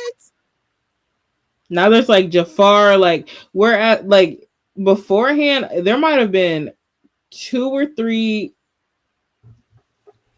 loyal Jafar or Dramatically related fan pages before we even got the announcement that he was going to be in the movie. Now, Mm-hmm. multiple, like he is at that level. They're making fan edits, like, and it happened fast. Like I remember I was in LA and I hadn't really been on social media like that because we were out and about doing stuff. And I hadn't even been on TikTok. TikTok is like part of my daily routine. And one day I was just like, I ain't been on there. Let me get on there and see what's happening. The amount of trends, Jackson lore, memes, inside jokes from the movie that was all over my For You page, I said, oh, this movie and Jafar is bigger than what I realized right now. Because this is like, it was... For me, it's one of the biggest movie, social media, anything I've ever seen in my life. Because I'm like, I don't ever remember a movie getting this kind of traction 4 weeks later on TikTok and stuff. I was like, this is still going. And like I said, every week it's something new. So this week it's the Jackson Victory Tour. And I'm like, that's so funny. Randy wasn't even in it. Like, But I think what people are starting to realize, the greatness of the Jacksons in general. Like, right. When I was alive, when Michael was alive, I always focused on Michael, but then when Michael passed away, I just started looking in the background. I'm like, oh snap, Marlon can. Oh, also, Marlon's body rolls going viral now. Like people are just like appreciating the Jacksons, because I was just like, yo, if you look in the background, them brothers need to be celebrated too. Like, don't get this twisted. Don't get this twisted. It's just Michael has a presence that would overshadow them. But I was just like, no, also look in the background. Look at Jafar's dad. Look at, Uncle Tito. Look at all of them. Like, you got Jermaine and freaking Tito playing the guitar and dancing. What? You got, Randy on the congos. Like, and they're all doing this on routine. That's amazing, bro. I like the, well, it might be my algorithm, but because when Jermaine first came out and like went to the premiere and stuff, everybody was dogging. I'm like, y'all, okay, listen. When Jermaine was gone, y'all was sitting over here. Where's Jermaine? Why ain't he ever here? And now he here, and y'all just going in on the man. Okay, I know he here to support his son. Okay, all right. But now I'm noticing like they're going back like in the 70s and stuff, and they're like showing, like they're highlighting his skill and stuff, like his vocals when he was a kid.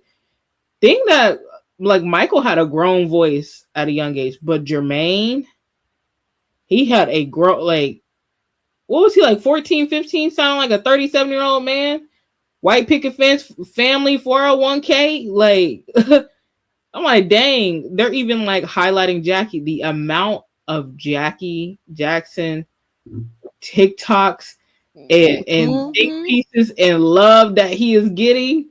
I hope he's seeing it. Marlon too. I love it, because I'm like, I remember when Michael died and I started discovering the rest of them. I'm like they're expressing how I felt. I just didn't have TikTok back then. It was like there wasn't even short form videos back then except for Vine. We're going way back now. And I'm just like, I just love seeing it the way I felt it. I was like, oh, did you see this? Did you see that? Did you see this? It's just like, it's amazing. And by the way, make sure you follow my co-host, Tori Invincible Jackson, who has awesome Jackson family content. Like, she's the one that really put us, like, even though I was aware of Jafar, Tori took the next level. I'm just saying that I gotta give credit where credit's due. Tori knows Jafar better than most. So you're gonna want to follow that channel. Oh, good morning. I bumped into you while watching a video of you in the theater. Are you being funny? Really? Okay.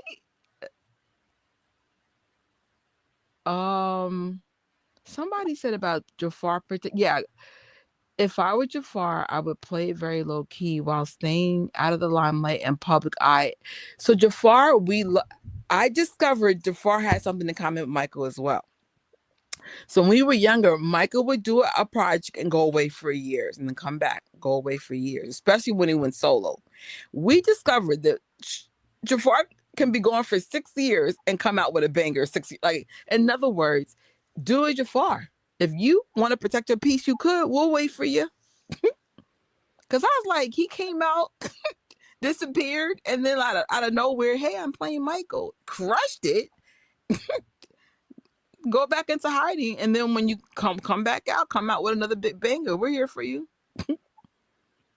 Because I was like, I feel like the public does the Jacksons a little bit more dirtier than most in terms of like how low they can go, and that part makes it uncool and makes you not want to like look at the timeline for anything. Because yes, we have the funny trends with the striped pants, and got me singing Holics, but we also have the bad side too. Like in my algorithm, thank God I don't have bad stuff, but in a previous when Jafar got announced as Michael, I did some of the ugly stuff did come out.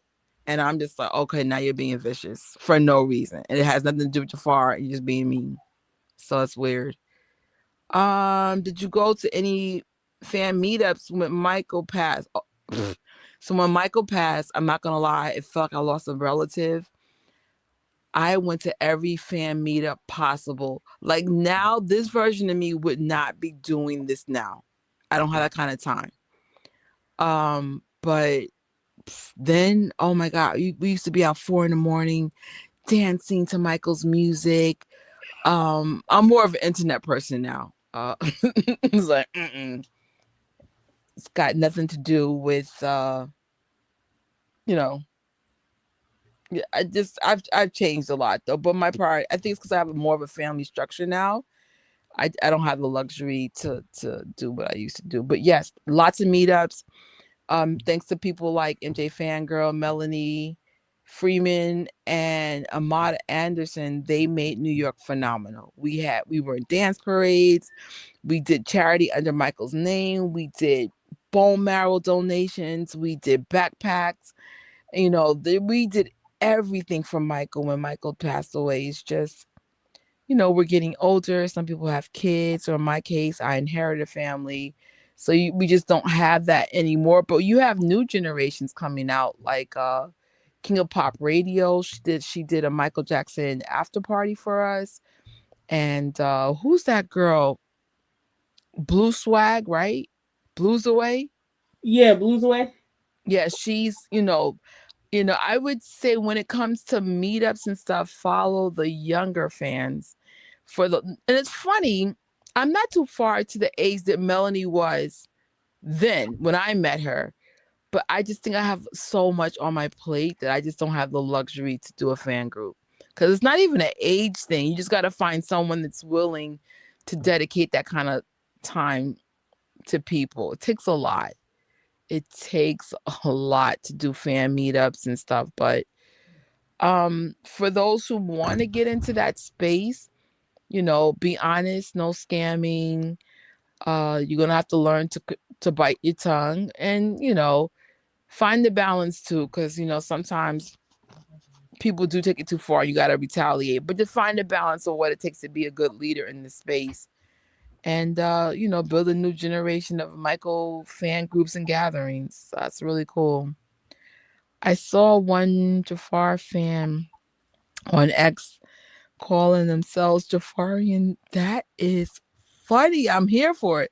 I The don't know. Jafarians. I Yeah, mean, because I was like, what's the fandom name gonna be? yeah. Because you got He's got that it factor. I just hope he can handle what comes with what he has naturally. Like yeah. Michael had decades to become Michael, right? Mm-hmm. He got schooled by Captain Jackson, Joe Jackson, Barry Gordon. You know what I'm saying? Like he had the Motown machine to get him to be who he is now. Jafar has been put into this role. I'm sure Jermaine preparing for some of it, maybe even Mrs. Catherine Jackson. But this is a different era. You're dealing with social media. Michael Jackson didn't have this. So it's just like I feel like social media, it gets vicious. It doesn't stop, you know? I saw a video with MJ Fangirl and you was talking about when you went to yes, Child, we went all the way to Paris. Bonjour, bonjour. Paris. Wait. Why did I say like Paris? Why did I say Paris. something? I was trying to say party. Well, you know the good. Even though like MJ fangirls here, not in New York anymore. I was blessed enough to work with a, a woman with the best worth ethic I've ever seen in social media in my life. And she shared knowledge, and would I've liked to still spend more time with her, sure. But I'm blessed that I got to work with her. She's built different. Mm-hmm. She's on maternity leave and she's still doing content, y'all. Like, that's a flex, bro. Like, that is such a flex. I'm like, I was like, girl, y'all better follow. She don't play. Me, I'll keep disappearing, which I'm never going to apologize if I'm disappearing. There's something really big going on, especially now, because I do have some momentum now. And I'm like, I hate to disappear, but sometimes you just got to do it for mental health reasons. It is what it is. But I'm glad to be back. Like, I forgot who wrote to me today, but it just said, you know what? Let's get a slide together. Let's get back out there. Um, and let's start healing, right? I don't want to sound dramatic, but social media can be it is cruel and vicious. Girl, that's crazy. It's probably the most vicious thing I've ever been on. He needs to watch out. One moment yeah. Hell yeah. Hell yeah. And I feel like some of the stuff that they did to Michael, they'll clearly do to him. He needs to be super protected with prayers. We need a Michael Jackson museum where there's a cinema and plays all his music and concerts. I don't have the information on me, but we have a fan created little museum or exhibit. Tori, do you know where Renee's thing is at now? What state? Um, let me find it. We have a fan. Oh, that's what's up. So we crossed paths in the theater or something? Oh, please, if you ever see I can't okay, I am friendly, but I do have that New York energy. But most people they'll you just say, "Are you gadget?" and then I'll take the energy off. I have my New York shields all the time. And then, like I said, I'm not in a normal situation, so I am a little quieter lately, but I hope to be more like myself whenever God says. I can't put a time on it. But if y'all know, you know. So it's in I think Philly. Oh, that's where it is. Yeah, Man, I regret not going to Atlantic City. That would have been closer. if you go to Eventbrite and look up or go to Instagram and put it's MJJ5 exhibit, just all one thing, no underscores or spaces. But yeah, if you go there in the bio, there's an Eventbrite um, link so that you can go and see it. I see they're getting bigger crowds this year too. I was like, you go, girl. So I think her and Ryan want to do like they want a real official Michael Jackson exhibit in Jackson 5. I know her husband leans more on the Jackson 5 side. Mm-hmm. So I'm hoping that happens for them, especially with all the excitement with the Jackson legacy, that it goes, more in that direction. Ah, thanks. I appreciate it. And we appreciate you guys letting us have a timeout for whatever reason. Like, I saw an old video of you when you went to the MJ wedding. And so that lady has her own museum with her husband. So there's two MJ weddings. There's MJ fangirls, and then there's Renee and Ryan. Those are the people running that MJJ exhibit. It's them. Small world, right? How that all comes around. I was like, holy. That's funny. I forgot to read this one. Not Trisha singly handling trying to take down Rotten Tomatoes because it felt like that old school. We're gonna just hate on Michael and keep him down. I'm like, I got you. I got you. Because I don't know how memberships like AMC affects money. So that's why I was like, I did maybe half with AMC and the other half I paid for. And I keep doing that, like, just to make sure. I'm like, they got to get some type of. Because I don't understand how they make money off of memberships. Like, how do I spend $30 for 1 month and see like 16 movies? So how much money goes to the movies? That part's confusing to me. And no one's been able to effectively explain this to me. So I'm like, just to make sure, every Tuesday I just go to a discounted movie house someplace. Somebody said something about Rotten Tomatoes, like it didn't. There we go. Honestly, Rotten Tomatoes did not influence me to watch multiple times. I love him so much, and I'm gladly go over and over again. But Rotten Tomatoes did piss me off so badly. Yeah, it was a mess. I'm like, and it pisses me off because it's like you want critics to have a voice, but it just felt so attacked. Like, oh, we didn't get the allegation, so the movie sucks.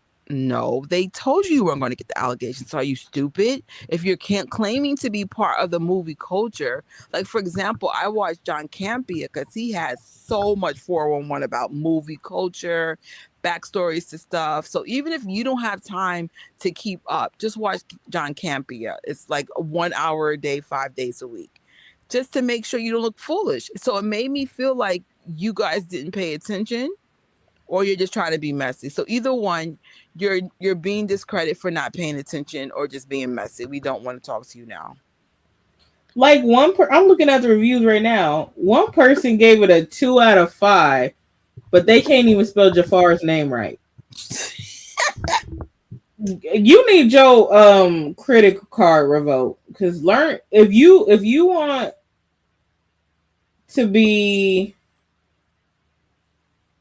like if you want to be super detailed about stuff, learn how to spell Jafar's name. Like, and this is how it seemed like there was a little method, like they were trying to slander this movie because normally from what I've seen, if a movie is good, like both the critics are going to rate it high and the crowd, like the popcorn meter, is going to rate it high too. The fact that the critics is not 39%, but the rest of everybody is saying, and mind you, critics is only 284 reviews. Everybody else, like the viewers, is 10,000 plus. That's amazing.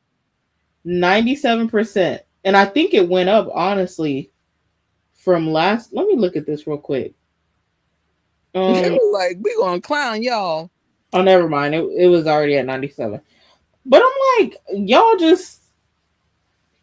Somebody said, oh, there was nothing uncovered about the movie. Or nothing uncovered within the movie. Okay, sure, like us diehard fans, like we pretty much knew everything in the movie. But what I like about it is certain details that not the general public doesn't know about was put in the movie. So now it's no longer just deep cut knowledge. Now it's main knowledge. Like when he asked Brankin, like, oh, how much am I getting from Pepsi? For the burn, like their settlement or whatever. He was like, oh, 7 figures. He said, I want all that to go to the burn unit for the kids at the hospital. Not many people knew about that. But now this critic, whoever this is, I want you to sit in my face and tell me that you knew that piece of information before you saw the movie. I want you to sit in my face and tell me you knew every piece of information. Because from what it sounds, they don't even sound like local fans. They sound like haters. And I think that's why everybody was so annoyed with them. I forgot how, I think I heard about the Rotten Tomato thing on John Campia. And I think like the next morning I said, oh, I'm going in. I'm like, you got to be out. Like the movie wasn't even out yet. Mm-hmm. So it was just like you were trying to tank it before it even got a shot. And so, has there been constructive criticism from other reviewers that I respect? Absolutely. But you could tell a difference between a hater and a real critic. And I Mm-hmm. think Rotten Tomato was giving me more of a hater energy. And I'm just like, I don't want to hear you now. I don't want to hear you. Especially if you just watched John Campea, you would have known the allegations were not going to be in the film, which means the whole entire film got restructured, and that was also publicly disclosed too. So it was just like, this is not fan community, this was movie community. The movie community knew about what was not going to be in the film. So why are we acting like either you're too busy to catch up with other? That's what I said. I'm like, I don't consider myself a movie expert. That's what John Campea is for. Watch his show and then of course put my own spin on it. Like, that's why I mention name. I mention people's name and I give credit where credit is due. So I was like, no, this is who I watch, and that's how I'm able to do this channel. I don't have time to keep up all this news either. But then again, I'm not a critic. I'm just a YouTuber who talks about films. They were slandering the film. If you look at a lot of the reviews on there, they wrote like one sentence saying this film sucks, like even objective, right? Like, make it make sense. I Like, think part review bombing. I agree. Yeah. this lady is she's saying it begs the question of why this was necessary. The best parts of it are the music, which you can see elsewhere. Ma'am, the reason why it's necessary is to get an unbiased, true account of his story out there. And y'all gave your review too early, because you want to know why this is necessary? Because once we all saw the movie, when you got your little early screenings and whatnot, once the world saw the movie, you could see it was a movement. That's why this movie is necessary. So people can go back and know Michael, because like there's kids, like you said, who weren't even born when he was here. They're already obsessed. Like, they want to watch all of his stuff. Then from there, because I knew when I was a kid, I learned about healing the world from him. It's a chain reaction. It was him who taught me that through his music and messages and all that. So imagine, like a 5-year-old might be seeing like, oh, heal the world, like what's this about and stuff, or a 9-year-old, and then they have a heart, and they realize they have a heart for it too, and it moves them. Like, this is not just a movie. This is more than just a movie. They're looking at just just the art piece or whatever or something. This is more than that. If people looked at Michael's career the way we moonwalkers look at it, then we would understand that he has been undervalued for so long. So I am sorry, this is not the biopic you were expecting, but this is the biopic that he deserved. He deserved a biopic that gave a new audience, and even like, we did footage of people 60, 70, 80 years old celebrating what Michael and the Jackson 5 music meant to them. This family has been demonized for one day too many. So if it's not the narrative you wanted to hear, because you're so used to demonizing him and dehumanizing him. So it's just like, yo, like, I'm sorry. This may have not been the biopic people wanted. This is the biopic that we needed. Because it was just like, yo, I'm so tired of the drama that you keep kind of throw on him, and then we try to tell you, hey, why don't you look at the real demons? Y'all don't even talk, and these people are very much alive. There's receipts on what we're saying. Well, I mean, I didn't bring it up, the internet did, but you guys know what I'm talking about. Read between the lines, and you never say anything. So I was just like, if you want to stand up for the victims, I can give you like 20 to 40 celebrities that you just might want to Google on YouTube alone. Just saying, like, without throwing nobody's name under the bus. Because the fact that you're playing this game the way you're playing it, and not even talking about the real people that have been called out literally in the last 5 years, is mind blowing to me. Mind blowing. Like, I even find it hypocritical that what an industry that's so problematic never calls it, like how do you call people out when you might be a monster too? Like, it's just a weird thing. That's all I'm going to say. I'm like, what are we talking about? What are we talking about? Like, who's monitoring who? So it's like, if you're going to play this game, then let's play it fairly. And if we're going to play it fairly, let's look up your favorite actors and actresses and musicians. Let's play the game fair for real. And you never play the game fair, ever. You never, when it comes to the Jacksons, you've never played the game fair. Because if you played it fair, then that means a lot of people got to come off the list of people to be celebrating. At least with Michael Jackson, you have no evidence. And that's what I'm trying to say. That's the problem here. So it's just like, make it make sense. So you have people with evidence. We still celebrate their stars stay up, whatever. And then this guy has no evidence. Oh, he's the problem. He talks to llamas. What? No, I'm not. I don't care. We're over it. We're and we've been saying this for years. Tori, me, MJ Fangirl, Moonwalking Kingdom. We've been saying this for decades. Make it make sense. And then when we say so, oh, you're just loyal fans. No, we're not. We had to investigate like everybody else. We wanted to make sure we were on the right side of the situation. That was the whole point of what was the thing we did? Marching with Michael, right? Or March with Michael. That was the whole point. That was the whole point. He has more evidence leaning that he's innocent than what you guys are claiming that he's. You know what I'm saying? Like, make it make sense.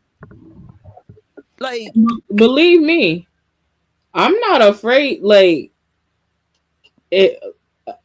I'm a person that I don't play around. Okay, if I see something's off, or I don't like you doing something like, or you're being weird, or you're morally wrong, I will drop you. I just took somebody's music off my Spotify because they decided they wanted to be messy and be disrespectful. Even though I really adored their music and I think they're very talented. No, like, I'm done. I'm not fooling with you. So all that to say, I've been rocking with Michael since I was 8 years old. If I felt like there was something like he did wrong that was bad or morally wrong, you would not see me on this live stream right now. Okay? And it's not just, oh, we're biased or we're fans and all that stuff. Like, I done my research. I had to research for years about Michael in general. There is a reason why I have been a fan of Michael for so long. And believe it or not, this movie made me discover that it was not his music that piqued my interest. It was who he was as a person, as an 8-year-old, that piqued me, that made me want to be like, I want to learn about him. Then the music followed. So, them critics can. Yeah, it was. My talk. We're gonna play this game, then play this game fair, and you still to this day have not played this game fair. Because I was just like, again, I don't want to throw nobody under the bus. Some things are still being investigated, but like, for example, the stuff that came out, people act like, oh, that can't be true. That's my favorite, blah blah blah, and I'm like, it's true. It's just you just choose not to listen.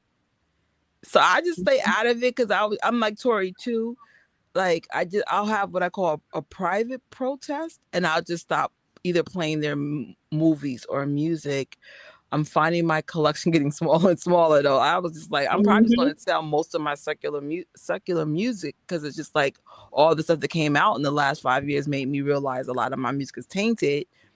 So it's just like, oh, that sucks. Like, 90s nightmares are here. Like, my favorite music has so much horrible backstories to it, and I'm just like, bro.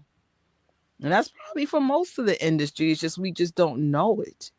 So it's just like, that's why I was just like, what? Like, y'all need to address some other stuff and stop messing with this. Like, even in death, this is crazy. Even in death, they come after him, yet there is no shred of evidence. I think that's what makes the story the weirdest. So you coming after him in death too? Like, is like, what are we talking about?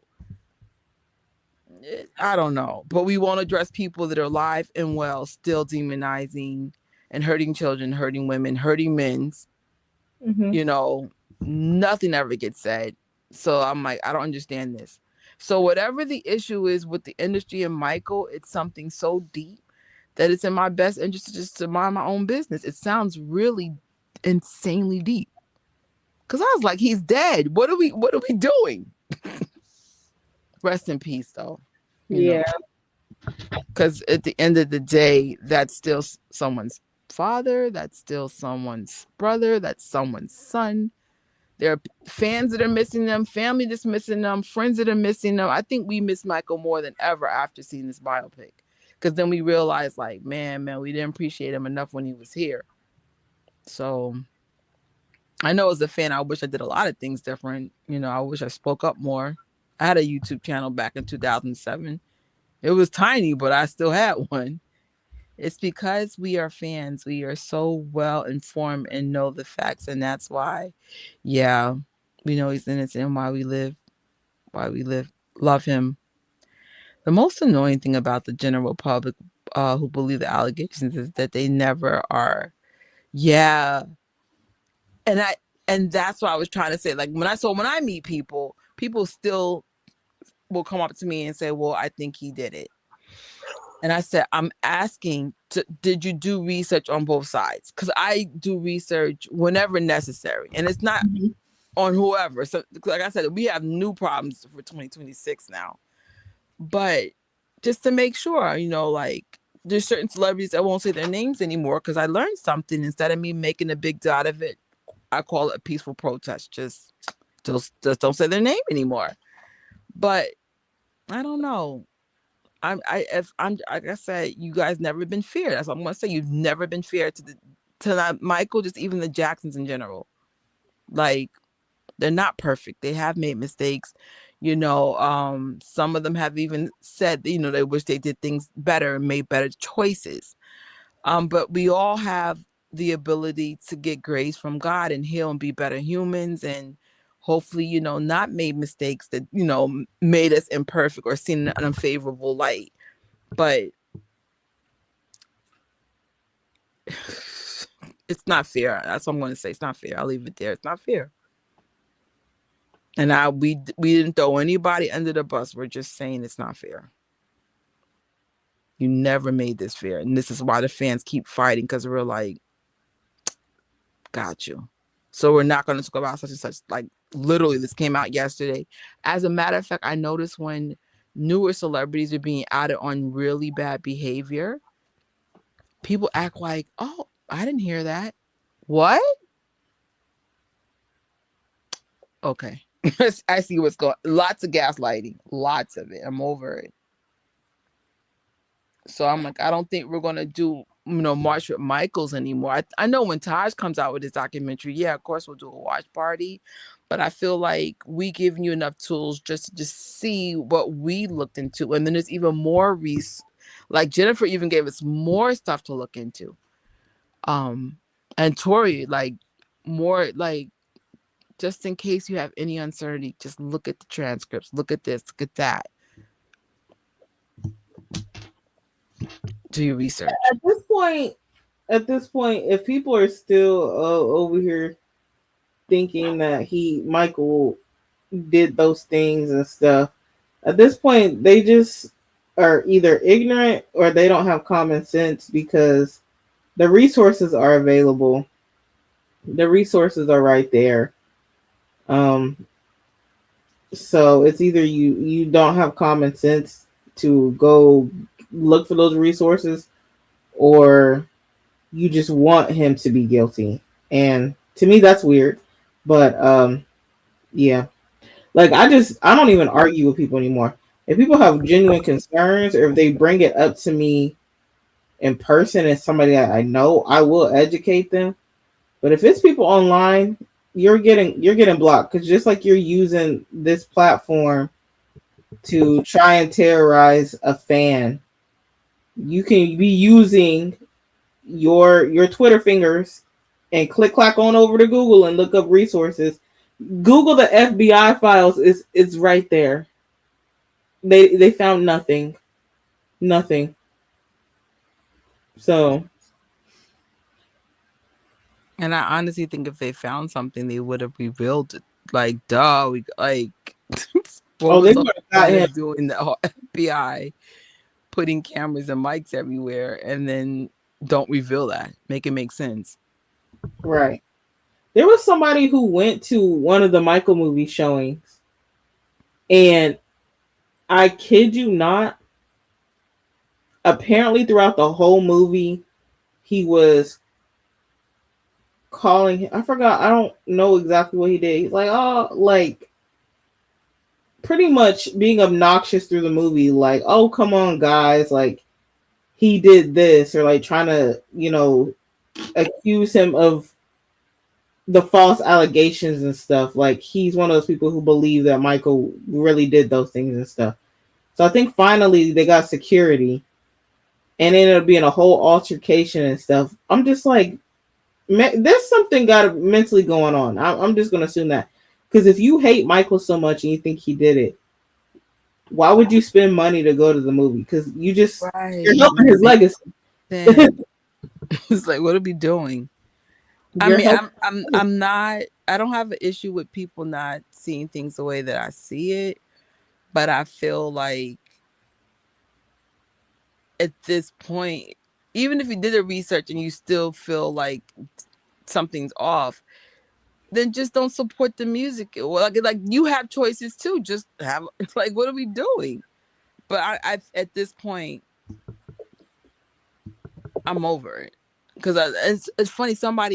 I won't get too specific. Someone came up to me, and I knew who their favorite artist was, but there's dirt on them.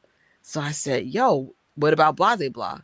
Oh, I don't believe that happens. I'm like, no, they're telling you it happened. There's lawsuits right now. Oh, I don't believe that. No, baby, there's lawsuits and multiple people saying these things happen. And I'm like, I don't understand how your favorite artist with evidence we're going to ignore, but my favorite artist with no evidence, we're just going to continue badgering him and he's dead. Gotcha. Yeah. Wow. And I'm like, I'm over it at this point. Like at this point, because the internet, it's interneting, I control almost every fandom now. So I suggest y'all don't come with receipts trying to claim Michael did something, because now I got like legit receipts on, except for, well, I won't say the name. There's one person that's still coming up squeaky clean, but let's just say don't come for me. Because I'm like, oh, who's your favorite artist? Google this. I mean, that's the whole point of me watching what I watch, so I can fight back now. I'm like, oh, really? This is what we doing? Because it's whack. It's really wackadoodle. Like, that's wackadoodle. That you won't even take acknowledgement that there are people with evidence that you just don't want to acknowledge because you want to play their music. All right, say less. If you, like I said, if you think he's guilty, that's on you, but just don't bother me with it. Right. I'm going to come for you. And that's the end of it. Like, that man literally knew he did not like Michael Jackson. Went out of his way to buy a ticket to go watch the movie and be obnoxious and disturb the peace. Like,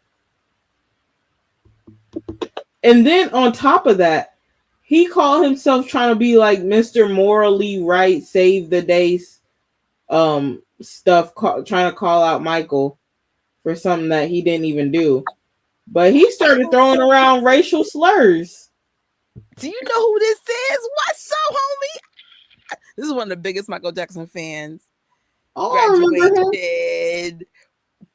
Oh my God, I met him at Thriller Nights. Both of those. What's up? I know you were enjoying other people knowing what you knew about Michael from day one. I know you loving it. Finally. I actually caught a couple of yours here and there. I love your setup. I mean, I've been quiet for good reason, but oh my gosh, like make sure you follow this. This is one of the biggest Michael Jackson fans. I loved your movie fit. I loved your reaction to the. I think it was was it the trailer? It was mad funny. You were sick. You couldn't go to school, and you were like, bro, and you started coughing. I was like, yes. Oh my god! I feel like our private world's not so private anymore though, because it just be us, and then it's like, oh, now the whole world knows what we knew this whole time. Right? Like I feel like we're gonna have to join the Hill Los Angeles Donors Club just so we can get tickets first now, because you already know Thriller Nights is gonna start in 5 minutes. The teaser, yes. He was like, I don't feel good. Still did the reaction. I be the same way. Like one of my most viral videos, I was dumb sick. And this one video changed my channel overnight. I was sick. Yeah, oh man. Like the time these people uh take arguing with fans and trying to convince them of exactly. I'm one of those people. If you have something new to present to me, I'll listen to it. But you don't. Like, shut up. Oh my god, I watched his reaction as well. Yes, that thing went viral. We loved it. So that's crazy. I was like, I remember I just, oh man, I'm not gonna lie. I remember I am gonna miss the quieter days of Los Angeles, because I was like, oh, like you already can tell by the tickets selling, things have gotten very popular. Because I was like, how did they sell out 3 King of Popcorns and This Is Thriller like in minutes? That's crazy. Yeah. I'm editing the watch party I had. Oh, that's what's up. I'll check it out for sure. For sure. Like I've been away for a while, but I'm slowly coming back. So I have missed some of y'all stuff, but your stuff usually comes on my FYP, so I'd be like, that's why I'd be catching it. His stuff is organically in my timeline. But Tori, I do have to go because one one of my friends is calling me out. Did you have any ending thoughts? um, like you said, see the movie as many times as you can. If you cannot go, but you can afford it, but you've already went, like and stuff, we offer to buy someone a ticket because it's nearing 1 billion. Like I think we'll get there. Um, If we can get there within the next 4 weeks, then we would have gotten to 1 billion before Bohemian Rhapsody. I think we could do it before June 25th for sure. Um, right, because that makes a 2 month mark, right, or close to it, because it came out officially the 24th. I don't know if it's the 22nd they're going to cap. The point is, I think we could do it before Bohemian Rhapsody did it. Just keep your foot on their necks. Like I said, if you want to save on tickets, most tickets houses are cheaper on Tuesdays, and do the best you can. The economy is tight, and I know like a lot of our time is tight. I know for y'all in college, you guys got your finals coming and everything, so make sure you school's first, and you know, you know. Always good to see you. Follow him, y'all. I love his content. Follow. Don't stop. Well, I'm gonna try minimum to see it 14 times. I don't know if I can go past that. So next week will be what, 12. Yeah, I think 3 weeks because I'm like I still gotta see Mortal Kombat, The Mandalorian. I gotta go back to my normal movie life here. But I agree with you, Tori. Like if you take a break though, you'll even appreciate the movie even more. And then you'll see things that you didn't see before either. You'll be like, oh, I didn't notice that. Oh, okay, I see. yeah, like the first few times I watched it, I was like still trying to take everything in. Like I missed the part in that meeting room when he was like talking with, I'm assuming, the lawyers, when he's getting ready to do the Thriller album and he met John Branca. That everybody at that table had a water except for him, and he had on his orange juice. And that's like deep cut fan knowledge right there. That he loved him some orange juice. Yeah, I saw some of the memes on that. And today I did notice the strawberry ice cream thing. And those little things are not random, to be honest. Like, I remember there's a scene where him and Catherine, and so this little Michael, there he's trying to get his mom to get the llama, and they're putting the scoops of ice cream in with strawberry ice cream. And Mm-hmm. then there was another scene where Michael fired Joe, and then he closed the freezer and he was holding strawberry ice cream. I think it was Briar's or something. Mm-hmm. But I was like, those are little nods, because I know sometimes we'll have Michael Jackson themed parties, so we know it's strawberry ice cream. I don't know what the red candies Bill was talking about when he was in the hospital. And then I think he mentioned some sunshine drink. I don't know if that's orange juice or whatever. We'll figure that out. It looked like it was orange juice. Yes. He's like, I'm feeling, I'm good. Because Michael got all your favorites, and fans like these little Easter eggs about Michael Jackson, or just in general. Star Wars fans are the same way. So I was just like, nah, man. Like for us that appreciate the legacy, the parties, and then it's funny when we go to stuff like Hill, Los Angeles. John would have little Easter eggs, whether it be the food he's serving. That's like they serve a lot of Mexican food because Michael like Mexican, like little things that will be like, "Thank you, John. We appreciate you." little. So I feel like John, we need strawberry ice cream. Just make sure there's a vegan option. I said they keep putting it was popcorn and ice cream. Some fan had me cracking up though. They were like, as much as Catherine Jackson and Michael snacked, I can't believe they weren't fat. I was on Oh the my god. floor. But it's just showing, I guess, the rare moments of Michael not on tour. Of course, some fans' criticism was that Michael's life was a lot more hectic and he was a lot more busy on the road and performing this, that, and third. But I think they just wanted to focus on the human side of Michael, the more quieter side, how his life was when he wasn't on the road and how lonely he felt. And I remember, I know I said to go, but just saw this today. One thing I noticed that when Michael was traveling with his brothers, he was always reading a book and trying to learn something. And Mm-hmm. even and that kind of isolated him from his brothers. So even though he loved his brothers and shared stories, Michael always gave me the impression that he felt like he was different, Mm-hmm. that he couldn't quite relate to anybody. So that was today's read. I'm so annoyed that they never played the trailer of his MTV ad in the Michael movie, because I thought he was going to see. Hold on, for some reason. Oh, he was going to see a clip of him at home watching. There's so many things I think we wanted to see. It just, I don't think the time was there. And they only covered this was it 1966 all the way into 1988. You could do a movie for every year of his life. That's how full his life is.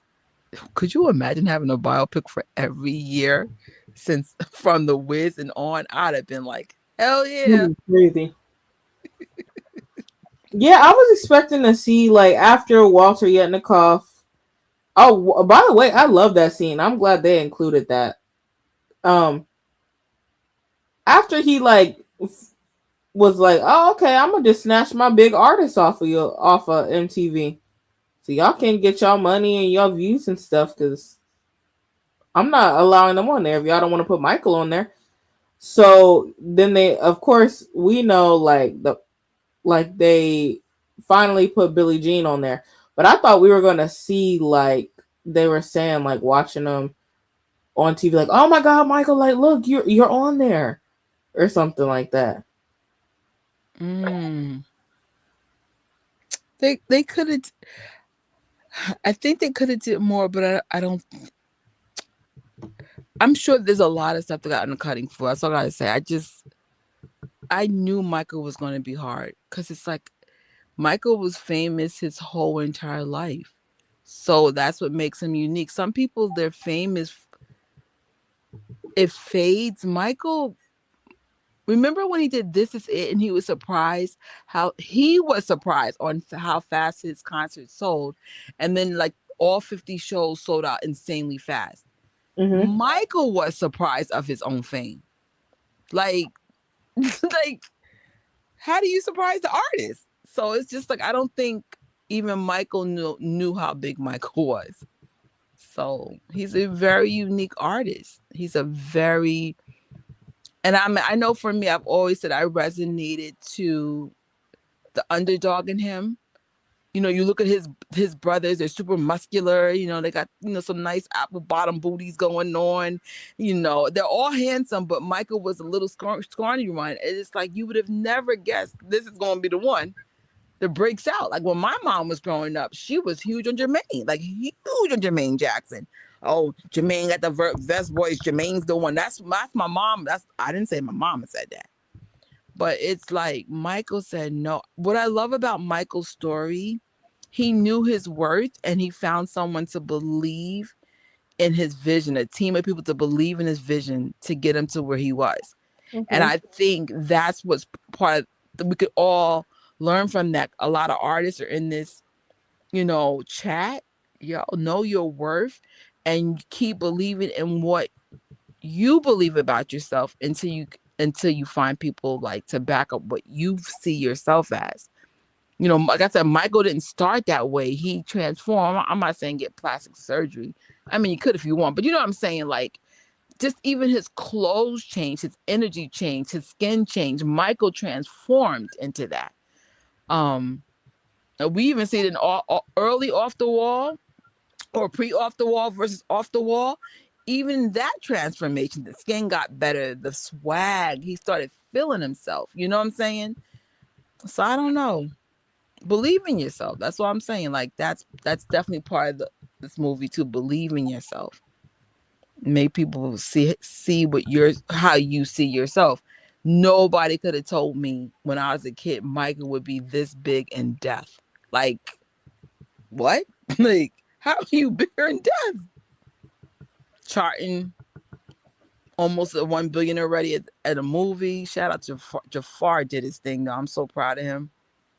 So proud of him. I regret not seeing him in New York. I had the opportunity. I just didn't want to look like a school teacher. I should have just came like a school teacher. Oh man. All right, y'all. We gonna go, but we are gonna go with a clip. We are going to show you the clip of me coming out of Lincoln Center for our Michael Jackson celebration, and keep your fits on, keep your foot on these fake critics' necks. Let's get to 1 billion as quickly as possible so I can stop watching the movie. Because I ain't stopping until we get to 1 billion. If I see the movie 14 times and we're still not at 1 billion, I'm not going to stop seeing it till it's out the theaters or at 1 billion, whatever comes first. Again, we have to think about the time issues. Yeah, it's too much. It's too much. There is a reason why they didn't want a long film, and I'm going by like movies like Avatar and stuff. When a movie is too long, a lot of people do not go back and see it more than one time. So I only saw Avatar once because I wasn't sitting there for 3 hours and 50 minutes again. No way. I think the movie was 3 hours and then the trailer was 30 minutes. I said, I'm not doing this again. And I loved Avatar. And there's another movie that was long. And I said, no, I think they could probably add a few more, like maybe take it to the 2.5 hour mark. They could have. With some of the things you suggest, they could have. I agree. They for part 2, because I think that one it's a bit more. I feel like there's so many things in there that they would have to include. Like part 1, I feel like it was easy because a lot of people know, like, especially the Thriller era. A lot of people know like how the Thriller era was, the success and stuff. And then of course they sprinkled in some details like the backstory of Beat It and the MTV thing and all that. So, but part 2, that's going to be something that not the locals don't know too much about unless they do their research between now and then. But I think they could probably add in, make it to where it's like 2.5 hours. Because I looked back today, because I watched the F1 movie. I watched it sometime last year, and it felt like a really full movie. I'm like, dang, how long is this movie? And I looked at the duration. I looked at it. It said like 2 hours and 35 minutes. To me, it The felt one like, with Brad Pitt. yeah, that's a good movie. It is still long. It felt like perfect. It didn't feel like it was too short, and it didn't feel like it was too long. It was like that perfect length. So I think if they can find that to where it's not keeping people there too long, but it doesn't also feel rushed, I think that'll be good. That's fine. 2.5 is fine because with the trailers it's 3 hours. But like if you have like a movie like Avatar, nah, bro. Yo. I have a very short attention span. So it's just surprisingly movies work for me. But I think movies are being edited well enough for people like me to sit in the movies. Point in case, the Michael Jackson biopic. Yeah. But we'll see. I mean, of course, when part 2 comes out, hopefully me and Tori could be more in the trenches. But yeah, good night, everybody. We have another clip, and then I'm going to bed. So with that being said, hopefully I'll see you guys on weekly moving forward. And of course, keep my family and friends in prayer. There are things going on, but I'm ready to come out the trenches. So with that being said, good night. And thank you, Toy, for just jumping in. Oh, no problem. I hate us 4 hours. Look at the 3:55. Oh, God. Good night, y'all.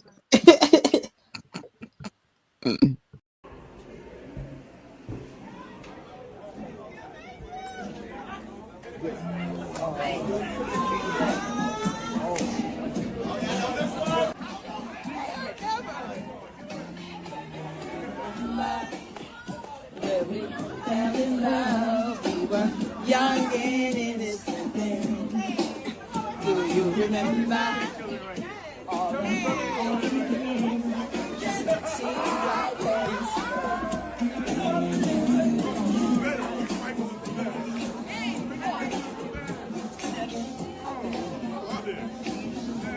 Come on, Spidey, your movie's coming out soon.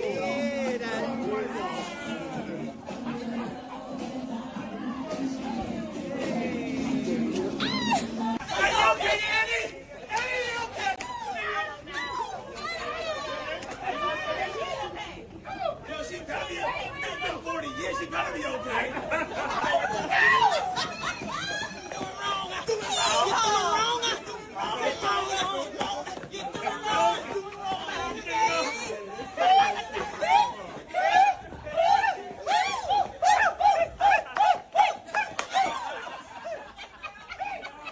And head. Anybody see that? Oh,